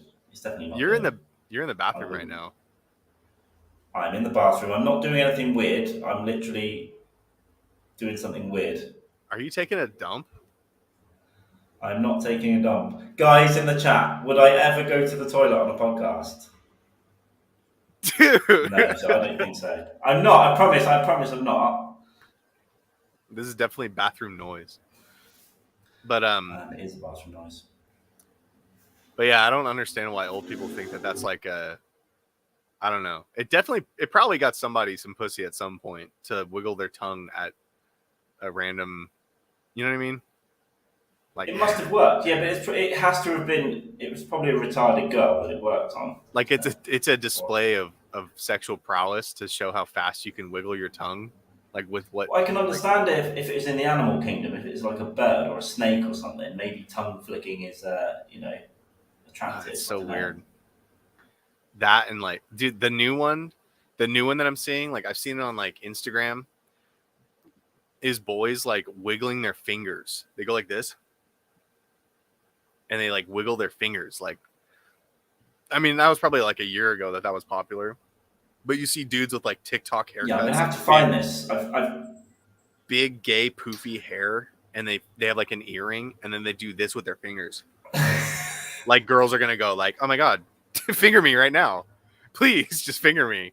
That's fucking weird, dude. To be honest, yeah, but weird behaviour tends to only propagate if it's being rewarded somewhere. So there must be weird finger wiggle happy girls. Yeah, we are trial and error. So somebody had some degree of success by just moving their fingers in a certain way at like a public gathering, and it fucking hooked somebody. You know what I mean? Probably at a festival, like a music festival or some shit. It's fucking gross, man. Why even call it a music festival anymore? Like, why even call what's it called? Like Coachella. Why even call it a music festival if everyone's just call it a big sex party with music involved? Everyone there is just a banging. Big sex and drugs party in the desert, right? That's what I assume it to be. Dude, what are you doing? I'm returning to camera right now. What the fuck? You've caught me. You've caught me. I'm killing a lady. Dude, you for sure just took a dumper. You squirted out of your ass, and you're coming back to camera like it's now. That's casual and cool. libelous. That's libelous. As I said in the chat, would I ever go to the toilet? Oh, they accused me of peeing on a podcast before. I don't know. Yes, I would go to the bathroom. Stop thinking my brain heart. Well, you never know. Listen, I had to just go off camera for a minute. That's all I'm saying. That is so weird to fucking wiggle your fingers at a person. I've not seen it. I need to go and look this up. Or do I not want to? Okay, yeah, go ahead. It's going to be a rabbit hole, though, isn't it? And then I'm going to be fascinated by 100 different people doing this. Finger wiggling TikTok. It's a display of I don't know how to satisfy a woman. Yeah, I don't know. I don't know what it is, but I don't know. He's being asexual more cool now with the kids. I don't know. I don't know. There's a flag for everything, so yeah, there definitely is like an asexual, fucking tag or whatever. Is my shit rocking back and forth? It looked like my camera was rocking back and forth for some reason. But yeah, no, it's maybe just the bed sheet. But yeah, I can sit and watch something I hate for quite a long time if I've got nothing to do, and that's me too. I hate myself doing that. I don't know, dude. All I do is record shit I hate and send it to my friends, and they always go, "Guile, are you pissing yourself off again?"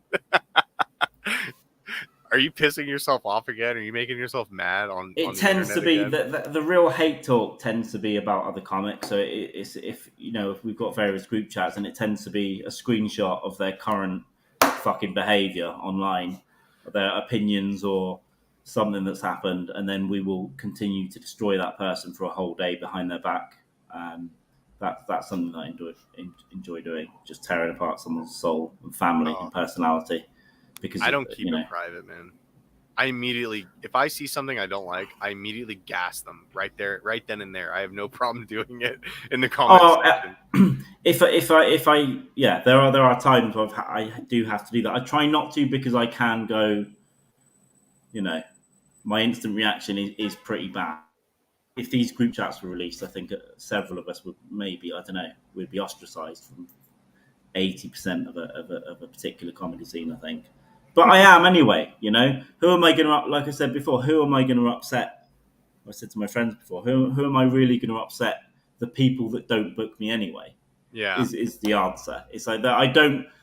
I sacrifice doing shows sometimes because I don't want to even interact with some people that consider themselves to be on the high council of comedy, in the localish area.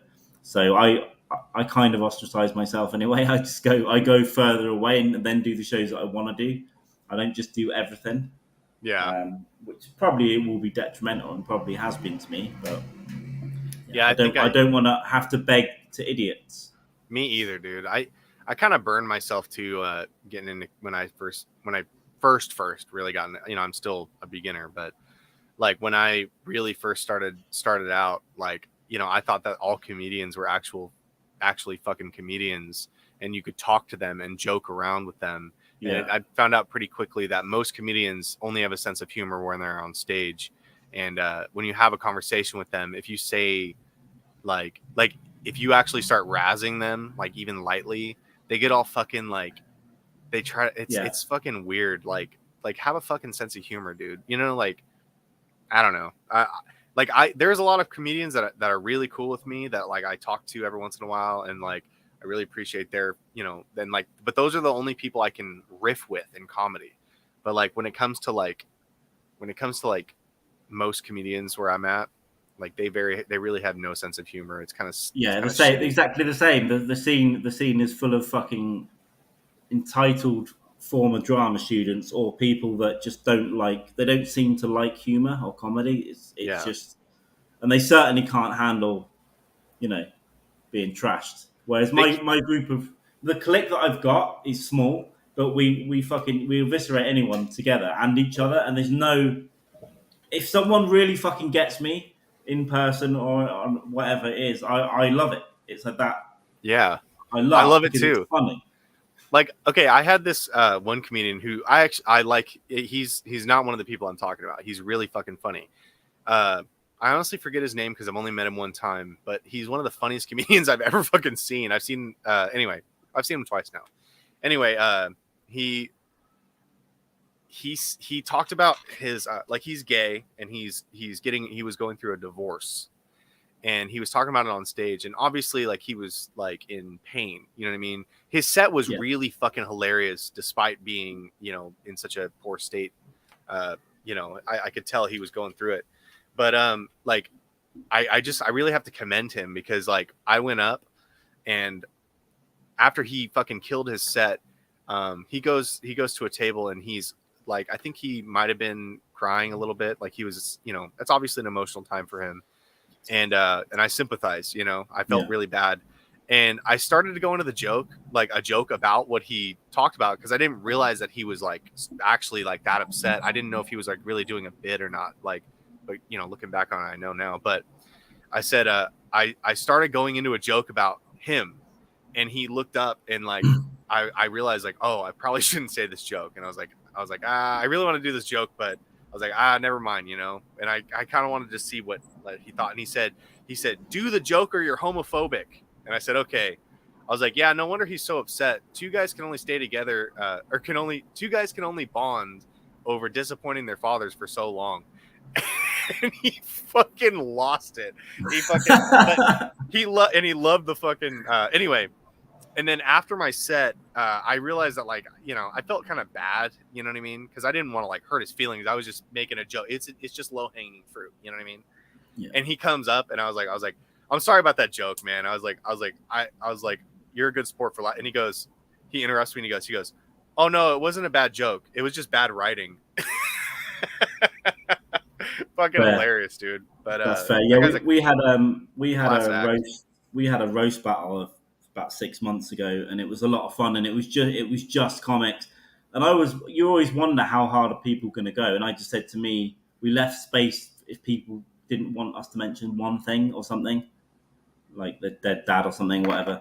But I just said go for it. But for the most part, yeah, everyone really did go hard on each other. Yeah. It was pretty good, including a female comic getting her kids taken off her, and that was a joke.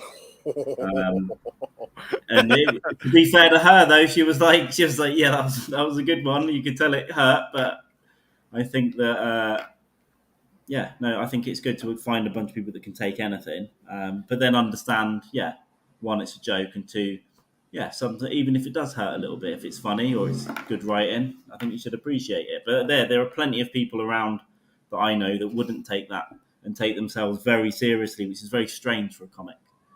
Shouldn't you be approaching most things with humor? Yeah. Well, comedy comes from pain. So the more painful the topic, the funnier it gets, And nothing's really off limits. If you put yourself on stage, you are subject to you were subject to ridicule. You were going to be fucking, you should be fucking roasted. You know what I mean? Like, I don't know. Have you heard of a honey roast? It's like a roast, but people only say nice things. Oh, okay. It is the gayest shit I've ever fucking seen in my life. So it's so fucking annoying. It's dumb as shit. So I used to have like a monthly show at this place, at this bar, and it was kind of a wishy-washy. Like sometimes people show up, sometimes they didn't, and I ultimately kind of gave up on the place because of COVID. But I wasn't really going to continue anyway because the owner just wouldn't fucking promote the show. Anyway, so on the last show I did there was this guy who wanted to set up a roast battle, and I had a 2-hour show. So I was like, dude, perfect. We take 1 hour to work on. We have like a few comedians up, and then the rest of the time after that is the roast battle, and it'll consist of all the, And the guy came in and he did a roast battle, and he made me one of the judges, right? And so I was one of the judges, and dude, these people there were some really funny ass comedians and shit. But I'm a fucking I'm a host, or I'm one of the judges, so I'm also roasting these people while I'm giving my judgments and shit. And I got more basically I was told that I was being too mean-spirited with the shit I was saying. And I was like, what the fuck are you talking about? This is a fucking roast. This is a roast battle. Like this girl, she was she was a Jewish girl, and she was a fat Jewish girl, and some guy in the front row had a money gun with fake money in it, that would shoot money. And when the opponent made a joke, he shot the money gun, right?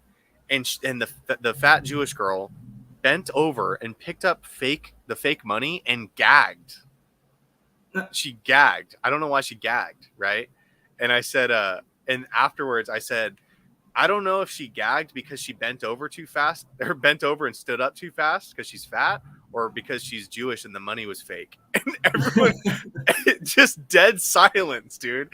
Dead fucking silence. It was like, come on, man, that's a fucking perfect, It's the funniest thing to say in the moment, and but anything in the UK especially as well. It sounds like it's just the same there, to be honest. It's like some subjects, whatever they are, will often meet just absolute silence. Not everywhere, but in certain cities and certain places, it will just be like, they'll be like, no, you clearly want to kill all Jews. You made a joke that contains the word Jew. Yeah, that's fucking ridiculous, man. Yeah, exactly. I asked at that same venue, people were talking, and during my set, and I just jumped off stage and I walked around the room, and I was just roasting people around the room. I was just doing crowd work, and there was a Jewish lady at a table, and she had an orange on her table, and I said, "Ma'am, by any chance, are you Jewish?" And she goes, "Yes, I am." And I was like, "Yeah, I could tell because you're waiting for that orange to ferment so you don't have to pay for drinks." But everyone loved that joke. Everyone was fucking cracking up. So I mean, I don't know. It's just funny how in a normal comedy show, people are accepting of what people are willing to say, or what people say on stage. But in a roast battle, it's like nobody has a fucking sense of humor or whatever. But very, very. I think it's a bit with comics. I think some of them are just too fragile. They're too fragile of an artist, and they can't. Their parents have told them they're going to be a star for 10 years. Seriously, while they've paid for them to do everything, and that they can't take clear and obvious criticism or humor that's kind of true. Yeah, that's I don't know. People, I think the worst thing that people my age went through as kids was being told that we're all unique, and that we all have a special place in the world, and we're all special, and you can be a star, you can be anything you want to be, the world is your oyster. It's the worst fucking thing. I wasn't told that even by my own mother. So it was just, yeah. My mum was always just like, "Hey, why do you never see anything through?" Yeah, basically a loser. Yeah, kids need to be Kids need to be fucking wrangled in. Their hopes need to be like their hopes need to be limited. You know what I mean? And the ones that fight against it and try and make it, they're the ones to respect because Exactly. they've kept going despite all criticism and despite everything else, and being able to take all the shit, not being told they're brilliant. I see comics that started after the pandemic, and they're they're way, in theory, they're way ahead of where I am, and it's kind of annoying. There's always that bit of like but also not really, because I know that it's not really real. They haven't really done anything. They're gonna have a bad set somewhere, and the impact on them emotionally, I think, is going to be worse. You can't hurt me now. I can just feel a little bit awkward if I'm bombing, and then I'll probably just talk about it, and so I might feel bad for a bit after, but it's not, I'm still going to go up the next night or whatever it is. I'm not going to worry that much. I'm still going to be fine. But yeah, like, I mean, I guess the one thing I wanted to say too is that, like, the people who succeeded didn't succeed. Like, the people who succeeded to becoming like billionaires and shit, they didn't succeed because they were encouraged. Like, they didn't succeed because they were told that they could. You know what I mean? Like, maybe their parents said that kind of shit, but like, they didn't succeed because of that. Like, telling people that they could be anything that they want to be, and knowing that's blatantly a fucking lie, is just it's just wrong. You know, like you're setting them up to be disappointed. You know what I mean? When they, at the end of their life, when they realize that all they ever were was like a warehouse worker, but they were told when they were kids that they could be a fucking an astronaut or some shit. Yeah, exactly. Like, you should encourage people to go for whatever you want to go for, but within limits. And you've got to learn what they are. You've got to learn. If you're 39, I mean, I used to work with somebody that's, he's like 42, 43 now. He's in great shape, but I think he thinks he's going to be James Bond.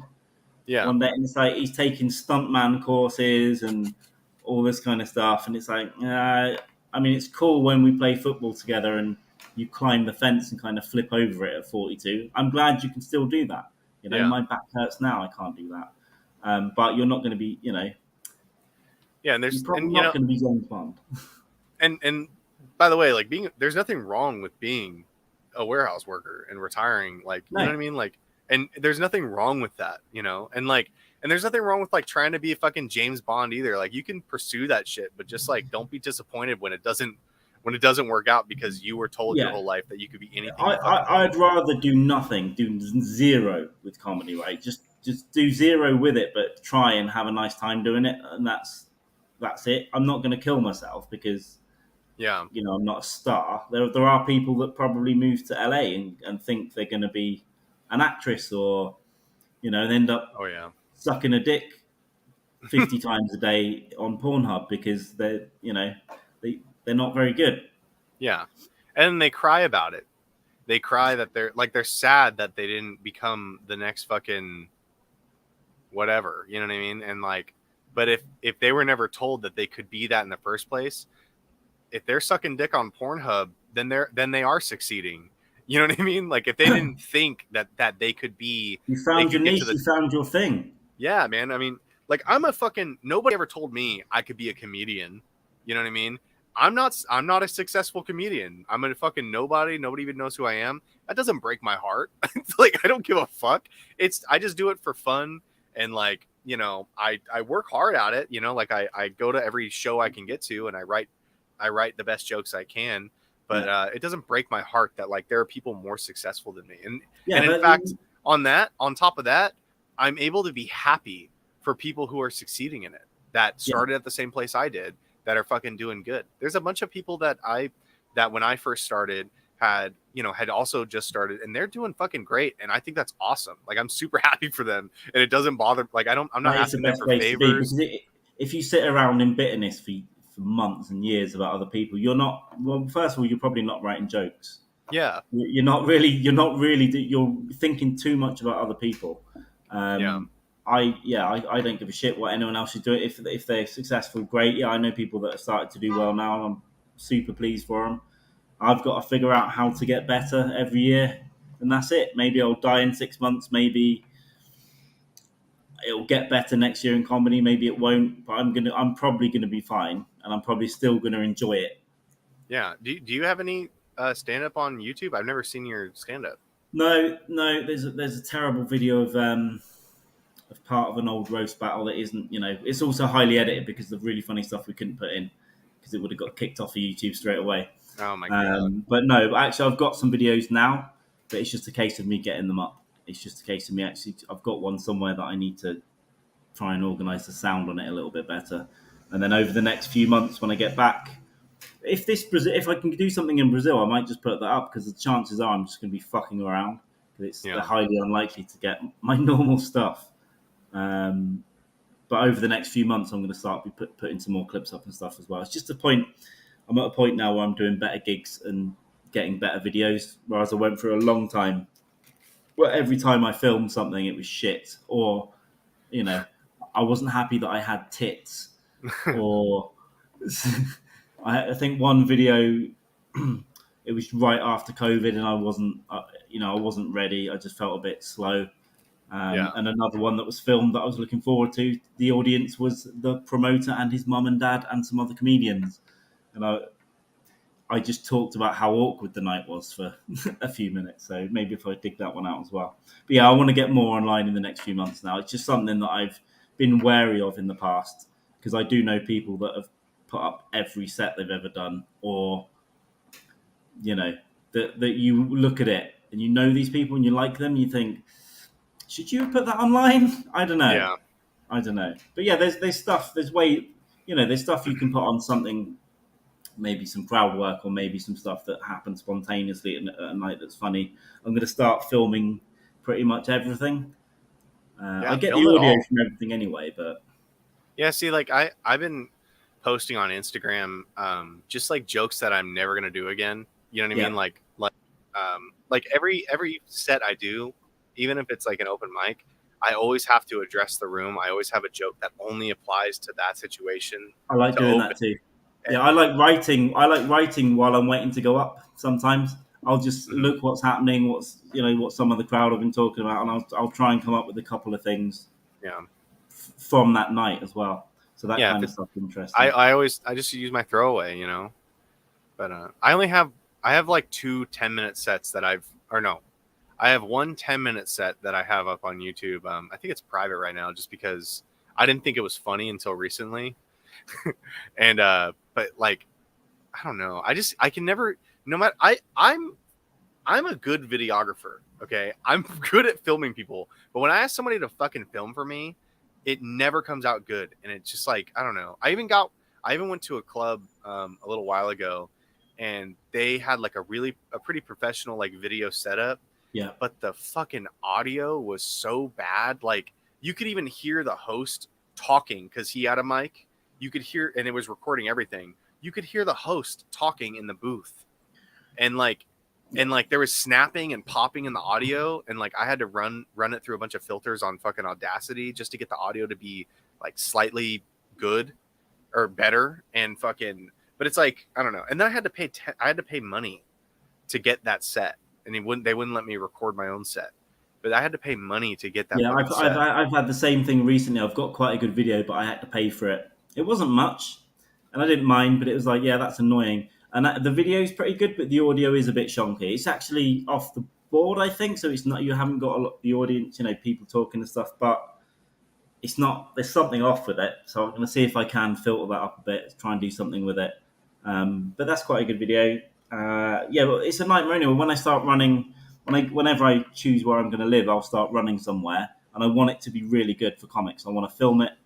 I want to get good audio. I'll even edit it separate, pull audio off the board and mic the audience something, just do something a bit more professional, and just make it a good experience for the comics that do it, even if it costs me money. Yeah, that experience, like I guess it just, I hate that like mentality that people have like in entertainment. It's like once you get to a certain, once you get to what you think is like your pinnacle, like you don't fucking have to provide value for anything. Like you don't have to, all you have to do is show up and do your set. Like I don't know. Or like when fucking like for example with the bad audio, right? They recorded my set and gave me bad audio. I could never fucking force somebody to pay, or I could never ask for money for something that wasn't like the best quality I could provide for the price. You know what I mean? Like I'm not I think that's like a sociopathic, like weird fucking, that's such a weird thing to do. But yeah, like I paid $10 for this shit and my audio was garbage. And then the other thing is like I fucking killed this set. And can you give me a second? Keep talking. I'll get a knock on the door. Keep talking. Go ahead. But yeah, I don't know. For all you comedians out there, I don't know.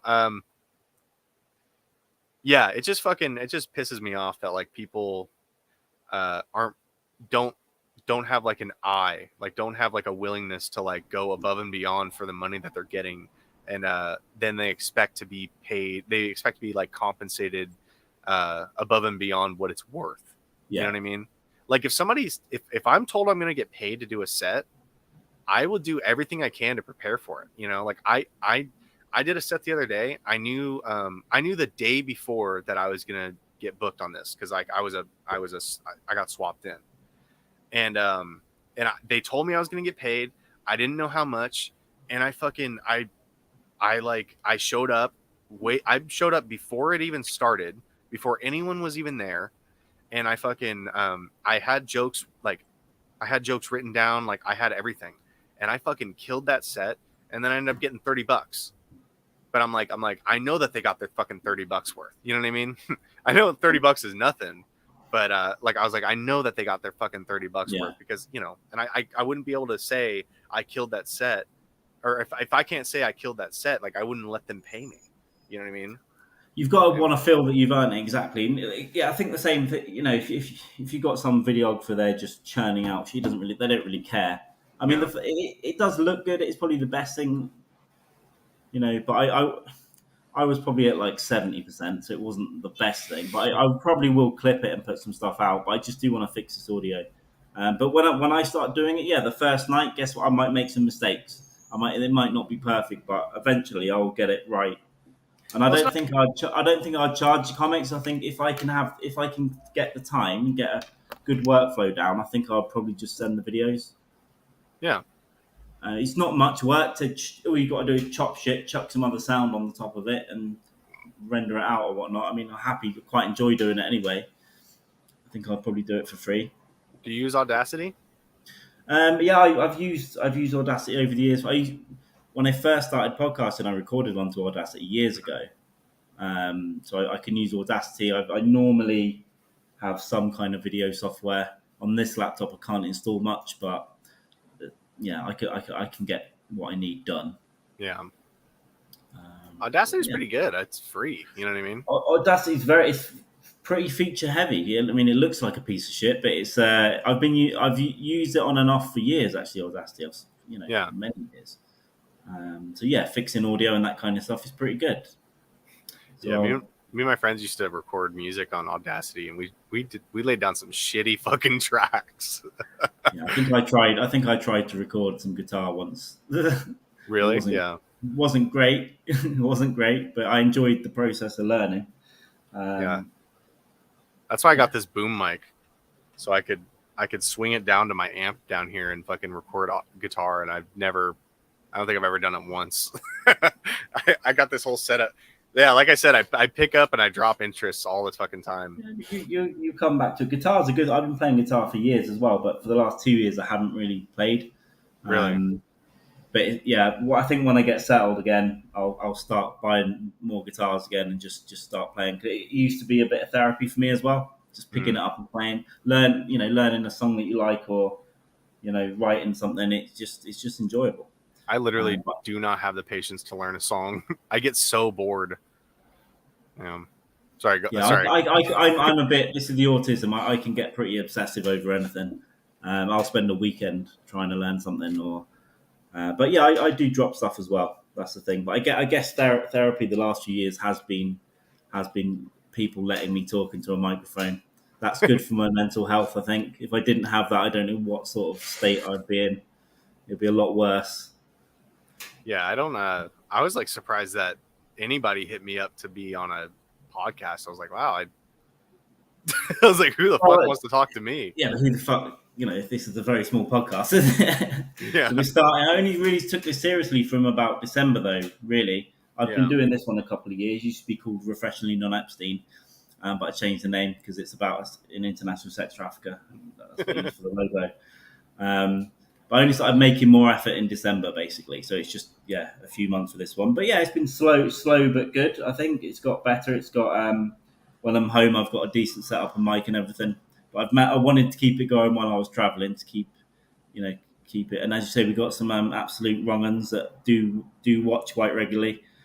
This Tuesday, we've got a drinker. Sometimes we'll do a drinker, and we'll get normally Brett Brock. I don't know if you know, he's a great artist, Twitch stream stuff, but he's fun. He's from Nashville, the Nashville area. He just drinks beer and draws, basically. But he's also a good hang, so we'll get 2 or 3 of us on and just knock some beers back on Tuesday. And this won't be a chat between 2 comics. It will just be some idiots drinking themselves until one of them can't talk anymore. It won't be me. It will be Jamie Dykes. What'd be really fun is if we reviewed footage of ourselves bombing on here. I've got probably. Yeah, there's probably elements of the video of my first gig back, or my second gig post-COVID. The first gig actually went well, but the second one, maybe I'd got a bit of confidence from that first one. I have got tits. It isn't great. I'm kind of referring to notes quite a lot. It's not good. That's a good thing, and I'm happy to do it as well. I'm happy to revel in it. You bring notes on stage? Not most of the time, but if it's like, I'll have some notes there as a bit of a crutch, but I'm not reading off a notebook. I'll sometimes wander about and glance. I went through a long time of having a memorization problem, and I don't know why, because I've always had a good memory. I used to present for work and stuff, and I'd learn everything and do it. I'd be nervous, but I'd go up and do it. But sometimes, I hit like a complete mental blank, so I'd have notes and stuff. And there are people who really rely on it, and they've got notes all the way up their fucking arm. This is 5 minutes, this is 10 minutes, this is 15 minutes. Just like, I don't know. But that's insane. Yeah. I think maybe that I don't know whether I had a bump on the head at Christmas. It could have been that, or just some mental issues that I was having that was impacting my ability to remember even short sets. But that's gone now. I'm way more comfortable. It's quite a lot of time. If it's new stuff, sometimes I'll have a word like a bullet point. COVID pussy or whatever it might be. And I'll just go off that. But there are people that have scripts. I've seen people that have they're literally reading everything, and it's not good. Yeah, I don't know. Having a cue card's one thing. Like I'll sometimes I'll bring a notebook. Like if I'm working on just like a lot of new shit, I'll have a little notebook with just keywords on it. Yeah. But it's pretty easy for me to remember my shit because I'm just saying stuff that I'm just saying shit that it's like it's a pretty genuine opinion usually. Like I don't know. I like what really helps me remember it though is like when I think of shit, I immediately say the joke on my Instagram story and I try it out, and like it usually helps me lock it in because it takes a few takes before I actually post it. You know what I mean? Not a bad way of doing it because you're using the more pathways you use, right? So you're writing, if you handwrite it, type it, say it, record it, the more things you do from each angle, the more likely you are to remember it. And I do remember them all. It's just that I must have had an anxiety thing, or maybe it was just depression. As like my brain wasn't functioning great. But it is always just by the time it goes on stage, it's a bullet point. It's not anything else.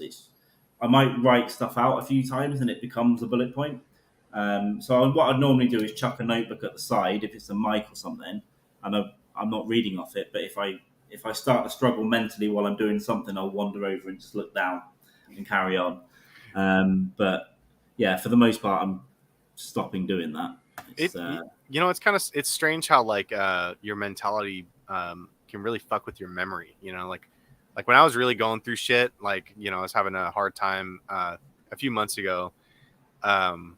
Getting on stage, like it's really fucking hard to remember shit when you're having like bad thoughts. You know what I mean? And like you don't have faith in yourself to remember shit. Like it's weird. Like it's a self-feeding circle kind of thing. Definitely, yeah. And I know that I know I can do it because I used to remember much harder things than a few fucking jokes about my auntie dying of AIDS.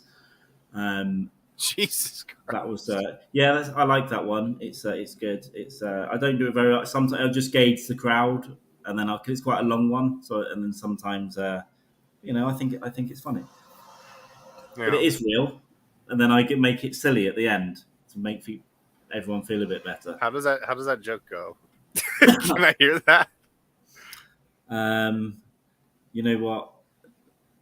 I'd normally segue from something and like let's lighten the mood a bit. AIDS, and then say my auntie died of AIDS. It was very tragic. And then so the premise of it really is, and it is the truth, that my mother lied to us about it being AIDS. She told us it was leukemia. Okay.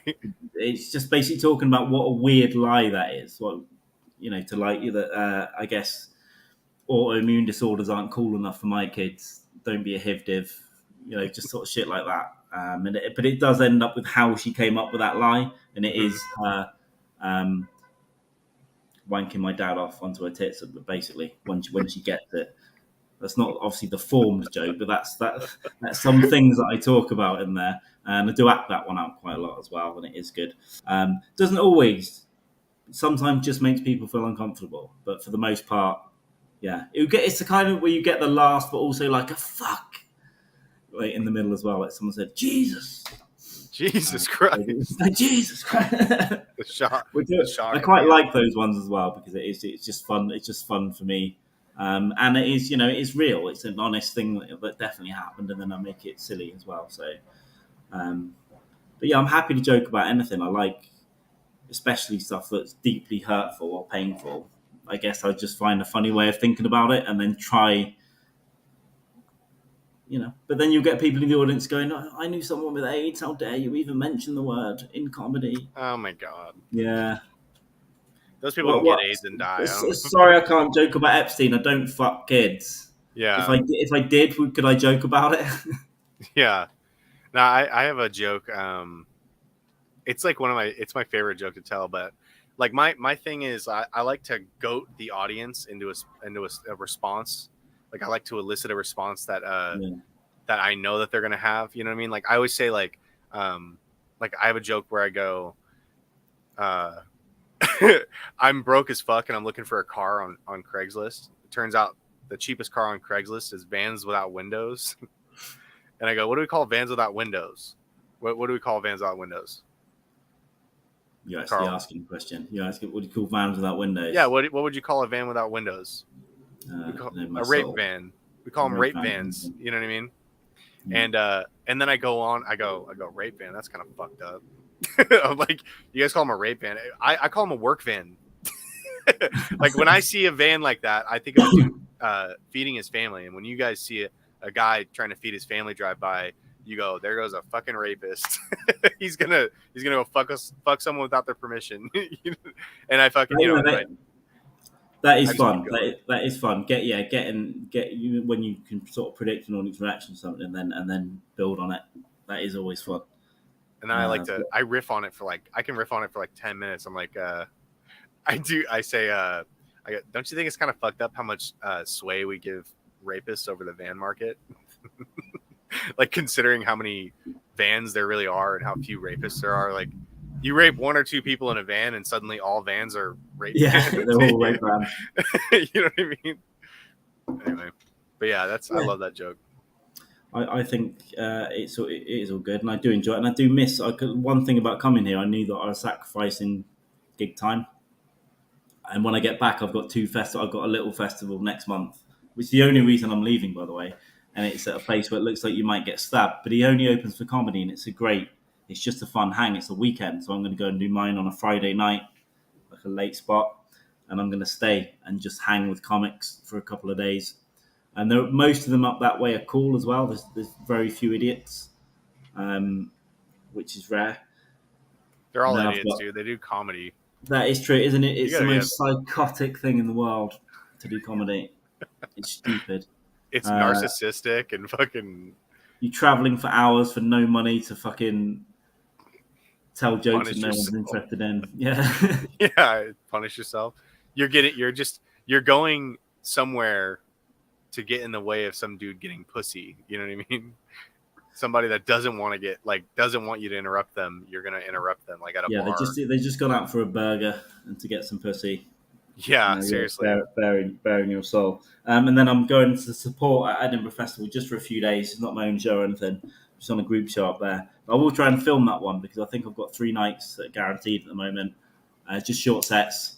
But I think I might try and film that because if it does, it's kind of a freer set. It's kind of billed as almost wrong comedy, I think. I think it's called wrong comedy. Yeah, It is. So it's just built, you can literally... I just feel a lot freer at something like that, where I can just really, really go hard. And those might be fun things to put on the internet. Where is it at? Edinburgh Festival. Oh, okay. The Fringe, yeah, it's like the world famous comedy festival. I'm just doing a few nights supporting for a guy there that helped me out last year. So it should be fun. And I'll also try and jump on basically the whole city turns into a festival for a month. So you get comics coming over. And they'll do a full run. It's like 28 days. So they'll come and do a month, take 3 days off, and run their hour. Basically, you get comics from all over doing that. There'll be some US comics this year. I saw some New York guys before. I think Dan Soda ran his HBO hour there before he filmed it. And then you get, loads of people doing their first ever hour. Shows will pop up in cafes, underground, all over the place. It's not just comedy, but comedy's probably it's kind of an arts festival, but comedy's probably the predominant thing there now. There's hundreds of shows across a month. Yeah, it's a really good hang as well. So it's just a chance really for me to go there this year, try and bang out a few good sets, and you meet a lot of comics, and then just about a hang and just meet some new people. And then next year the plan would be to take a show to the festivals around the UK. There's some smaller ones, and then Edinburgh is the biggest one. But it'll probably be a 20 or 30 minute thing, and I might do it. Basically, I'm just going to be honest. I might do it with a female, so it's easier to get accepted in the application. All right, that's it. I'll just be honest. And guess what? That's what I said to her as well. I said, "You've got a vagina. Do you want to do something together at some of these festivals?" Because she's a vagina holder. Yeah, I said that would be useful. I'd just like to be honest, and she went, "Yeah, fine. That sounds good." So who's your favorite comedian? I mean, it's not too far off the beaten track. I like Burr. I saw Burr do his Paper Tiger. I think he filmed that in London. I was at that one. That was pretty good. It's pretty much the show that he filmed. I love people like Attell, but in my opinion, doesn't do enough specials. But he's just more interested in just telling jokes and gigging. I'd say probably Burr, but then I'll fluctuate. But then Stanhope to me almost became an orator. Yeah, even though he's a comic. I like everything he does, and I've seen him live in a pretty small club, and it was way better than I think the special that came out in the end, just because it's better being in the room. And when you see someone in the front row who spent the whole thing like this at a Stanhope gig, and then he makes her laugh at the most offensive thing at the end. That was one of my favourite things. But I do love audience watching when I go and watch real comics, just to see what are they sensitive about. Do they even know who they're watching? You know, probably. Yeah, I don't. I got the impression the answer was no, because quite often it's someone's date or something that's just gone to a show. There's that guy from the TV thing, and we'll go and watch that. And they don't know, but you know how good they are, and you're hoping that. You know what's funny about like that? I was talking to Matt about this, and like the first time I was on this show, and we were talking about the I think it's called like the Opera House effect or something like that, where like people who, like, if you took a performer, like somebody who plays violin really well, or maybe something like less objectively, observably good. Like if you took a comedian and you put him in a bar, people aren't going to fucking listen to him. But if you took a comedian and you put him in a place where people pay for comedy, or like you put him in Madison Square Garden, anybody would fucking kill it, and or not anybody, but like people would tune in and respect them more, like just considering like the setting. And so like if you took an opera singer and you put her in a subway and then you put her in an opera house, you'd get two totally different reactions. You're right. And I think the club, that's one thing I was going to say about, I worked the bar at a club basically here years ago before I started stand-up, and I used to watch the quality that would be on stage on a Friday and Saturday night. And these, they're getting paid pretty well, and they're on the circuit, they're getting regular work. And I remember, cleaning a glass, just sort of watching, really? That's the level of where people are aspiring. But yeah, people are laughing because of the cadence, the setting, the context. They're expecting it to be funny. They just listen to the way that you can just listen to the way that a joke is sometimes, and it's like, aha. And the quality was pretty bad. They were just performing for pigs that were there for Christmas parties. But yeah, you've got to put up with that bit of that as well. But I think, if you get put, I did a gig on what we were calling Freedom Day, when you could actually walk to the bar and order a beer for the first time, like last July or something. And it was a show, I think it was a Gong show that did, but it was actually a proper club. It was nice. There were over 100 people in there. They'd gone there for comedy. They brought tickets, and it had an upstairs, and I was on a screen for the upstairs people, and it's a real stage. And it wasn't a particularly long set, but people were laughing, and a lot of people were laughing, which was quite unusual for me. It's like, oh, this is quite a big room, and I'm doing quite well. Where it could be that you're in a room with 15 people in it, and half of them are laughing, but half of them are being uncomfortable, and it's really obvious. And maybe they're not quite expecting to be watching comedy. But they went there with an intent. They want to go there with an intention to laugh, right? They don't want you to bomb necessarily. You might get one or two idiots that want to heckle, but I was at a show in San Jose. I had just done my set. I didn't do very well, and I didn't do very well. And there was a comedian who went up, who was actually he was really funny. I forget his name, but he was really funny. And these three guys walked in, and they were all drunk. It was Cinco de Mayo. That's what it was.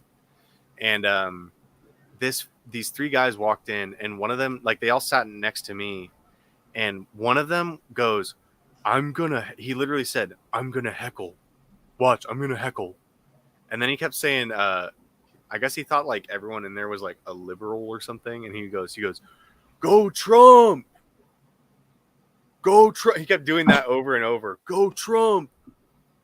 Trump!" It was like, is that a heckle? Is that a yeah, heckle? I was like, dude, is that even heckling? You're just being a fucking retard. And but the comedian was like still killing it, but it was like, you're gonna heckle this fucking guy? Like, he's actually killing it. You won't, like, I don't know. I just thought that was funny. Yeah, I think that they just want to be a part of something, and they don't know what comedy is, and they think part of the problem is people putting out heckler videos. Yeah. And people thinking, right, when I've taken half a gram of Coke and I've had 10 beers before I've gone there, I'm gonna show the comic who's funny. Yeah, and also, like, I don't know, I have a very low opinion of hecklers, as most people do, but like, just I mean, hecklers are fucking just, they're cowards, man. That you've never touched the mic. You're never going to touch the mic, and even if you did, you wouldn't be fucking funny. And you have courage because you're in a crowd. That's the only reason that you're able to do this. And like, you're gonna shit on some stranger's set that you don't even know, just because you think it's like, I don't know what you think you're gonna get out of that. Like, you think the whole crowd's gonna turn and be like, "This guy's awesome." Like, what do you think is gonna happen? I think that's what they secretly think, and what they definitely expect is their friends are going to be patting them on the back all night. Remember when you did this? That was amazing. Yeah. But it rarely is amazing, and it's often fucking. Yeah, there comes a point sometimes where I've genuinely thought about stopping the comedy part and just going to smack someone around the head with the microphone. Seriously, yeah. But then I'm thinking, I like the guy that runs this show. that'll be my career over. Yeah. I don't know. Just where it just becomes two human beings, and you're being a dick. So what? I don't know. Yes, yeah. I had a friend. The reason I got into comedy was because I had a friend who he started doing comedy, or he started doing comedy. He did it like 2 weeks before I started, but he knew he was going to go up like in a week, and I've always liked stand up, and he ran his jokes by me, and I gave him. I was like, this could be funny, that could be funny. I was trying to help him write, and he wasn't fucking listening to me anyway. But and then I saw him go up, and instead of heckling him or whatever, which I wouldn't do because he's my buddy, I was like, I'm just gonna go do it myself. Like next opportunity I get, I'm just gonna go do it myself. You know what I mean? And then and you know, we got into comedy together, and now he's fucking, you know, we're not, you know, he's dead to me now, but you know, he quit because he's a pussy. But anyway, yeah, I mean, I saw what he was doing, and he was pretty funny, and I was like, okay, I'm gonna do it too. And but yeah, it's like, I don't know, if you fucking really want to like just get up on stage, then, you know, try it yourself. And the one dude, what's worse than a heckler? I'd rather be heckled all day than have someone try to give me unsolicited advice on comedy that's never done fucking stand up. It pisses me off like no other, dude. Like, and they always say the same shit. They always go, work on your delivery. What the fuck what does that mean to you? What do you think delivery is? Like, you just heard your favorite comedian on TV, and it's like you're attuned to his cadence right now, and then you saw me and my cadence didn't match up, and that's why you think I should work on my delivery? Fuck you. You know what I mean? They've no idea what it is. And I've been told what to joke about sometimes.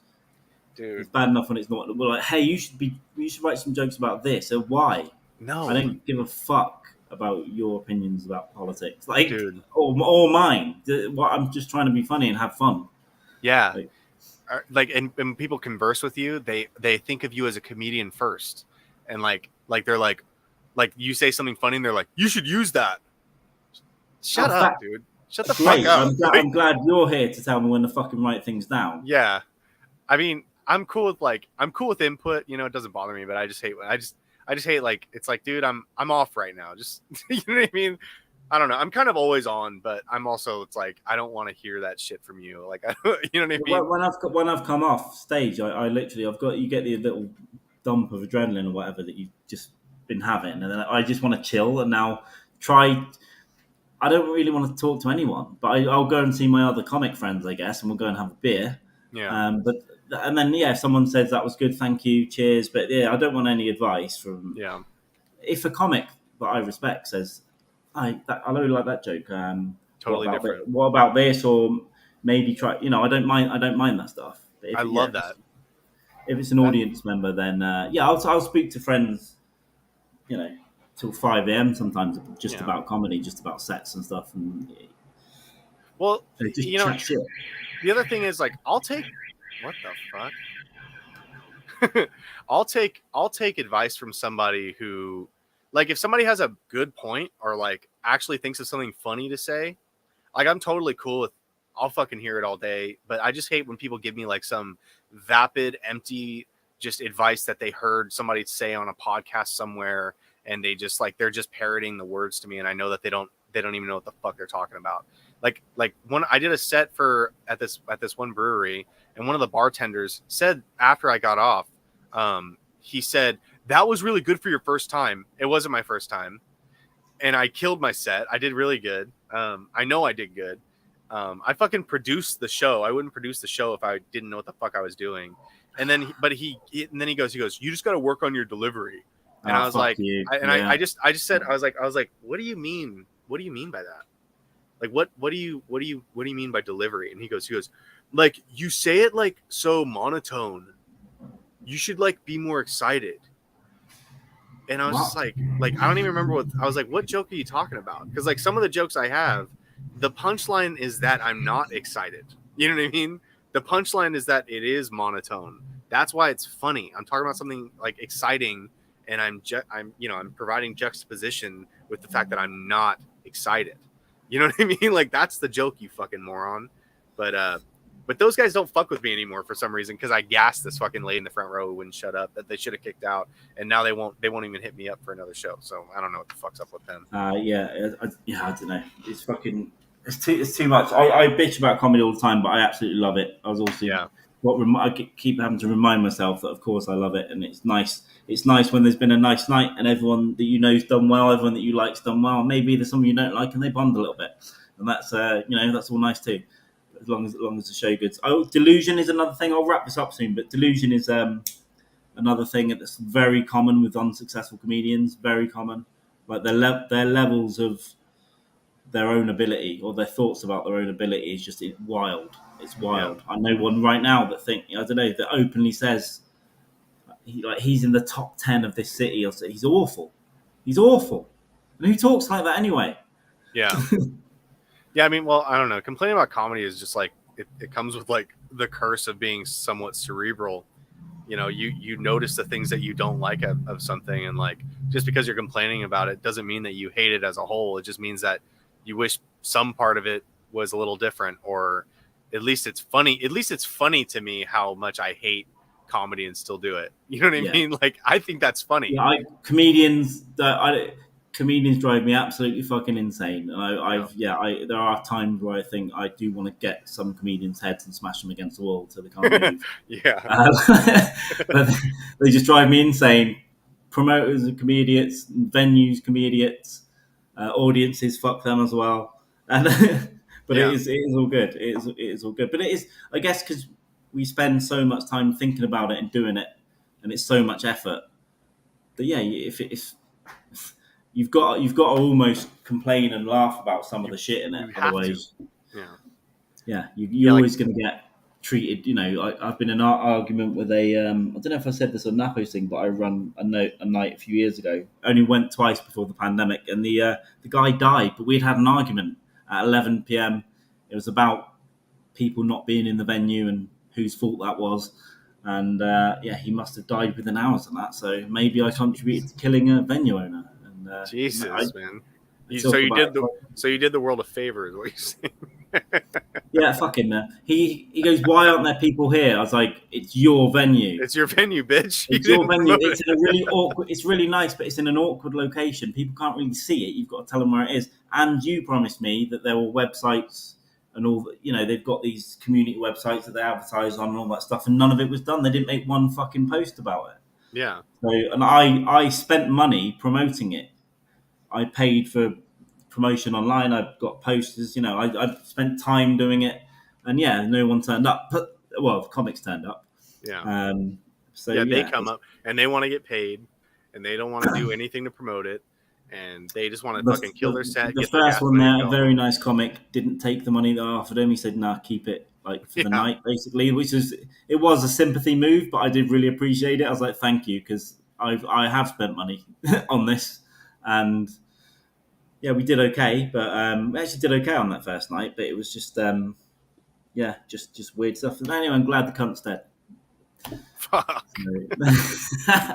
No one that he knows will be watching this. It's fine. I hope. Yeah, speaking of bitching, like my whole life, my whole family has been like they would get so fucking pissed off at me when I criticize anything, and they act like I actually hate it as a whole. Like there are very few.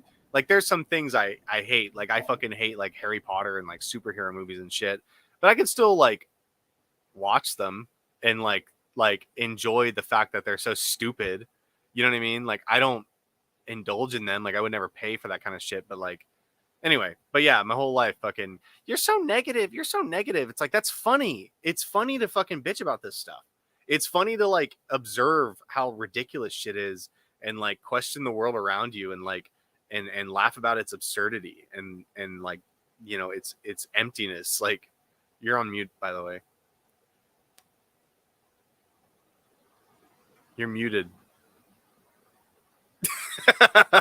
Oh, come on. That was the most profound point I'd ever made. That's why I do stand up anyway. And it's, most of my life is material gathering, even if I'm not thinking about it.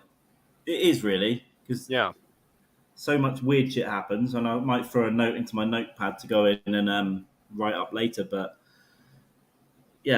almost everything I do, every sad thing, every time I'm getting stressed, angry, it all really is hopefully leading to a bit, not out of everything, but out of 100 things that happen, there might be 10 bits or whatever it is. Something to try, something to scream at innocent people about in a small bar room.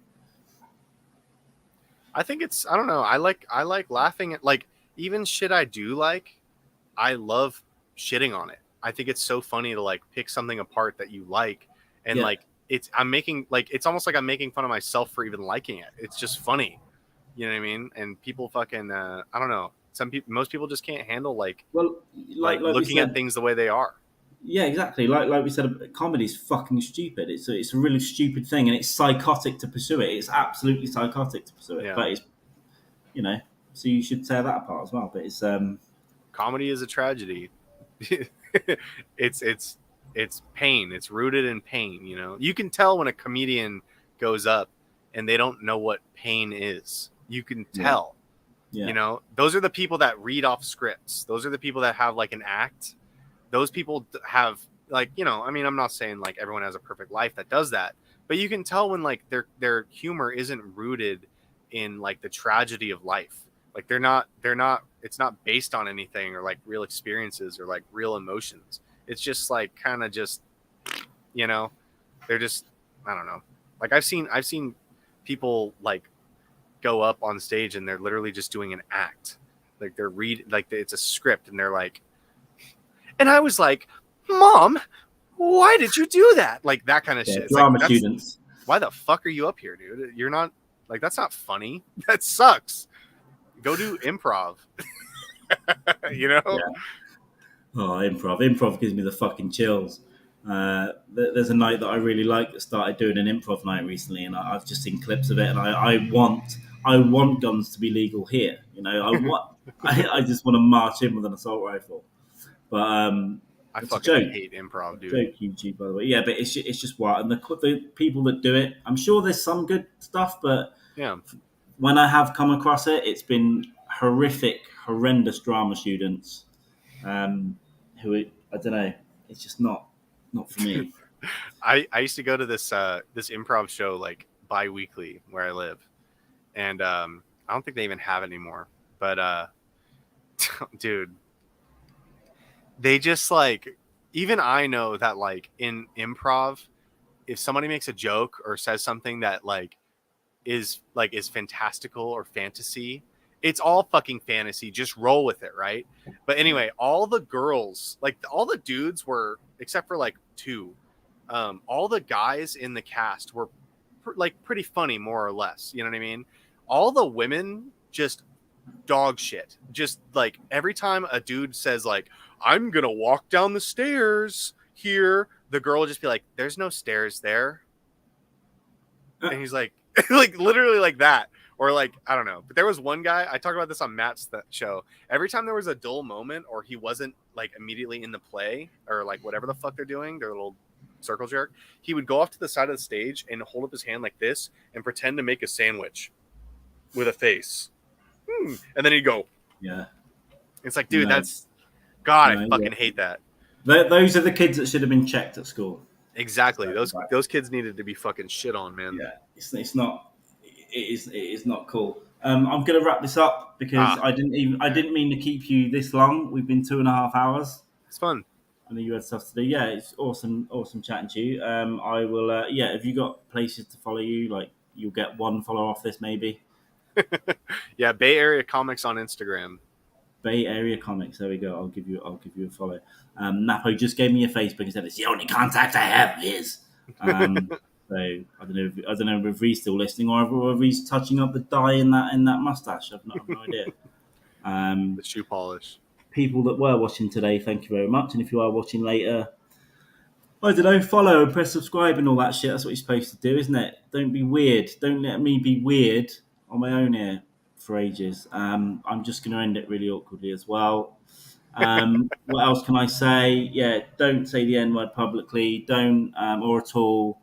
If you want to have an abortion, just have one. Use a stick or something. I don't know. There needs. I did say my grift could be setting up shops selling primarily slippery staircases, and that would be a good thing as well. So do whatever you want, and ultimately, don't worry about it. And if you really, yeah, everybody should do. Are you Chinese? If you've never done comedy, do comedy. I'm just gonna end broadcast now.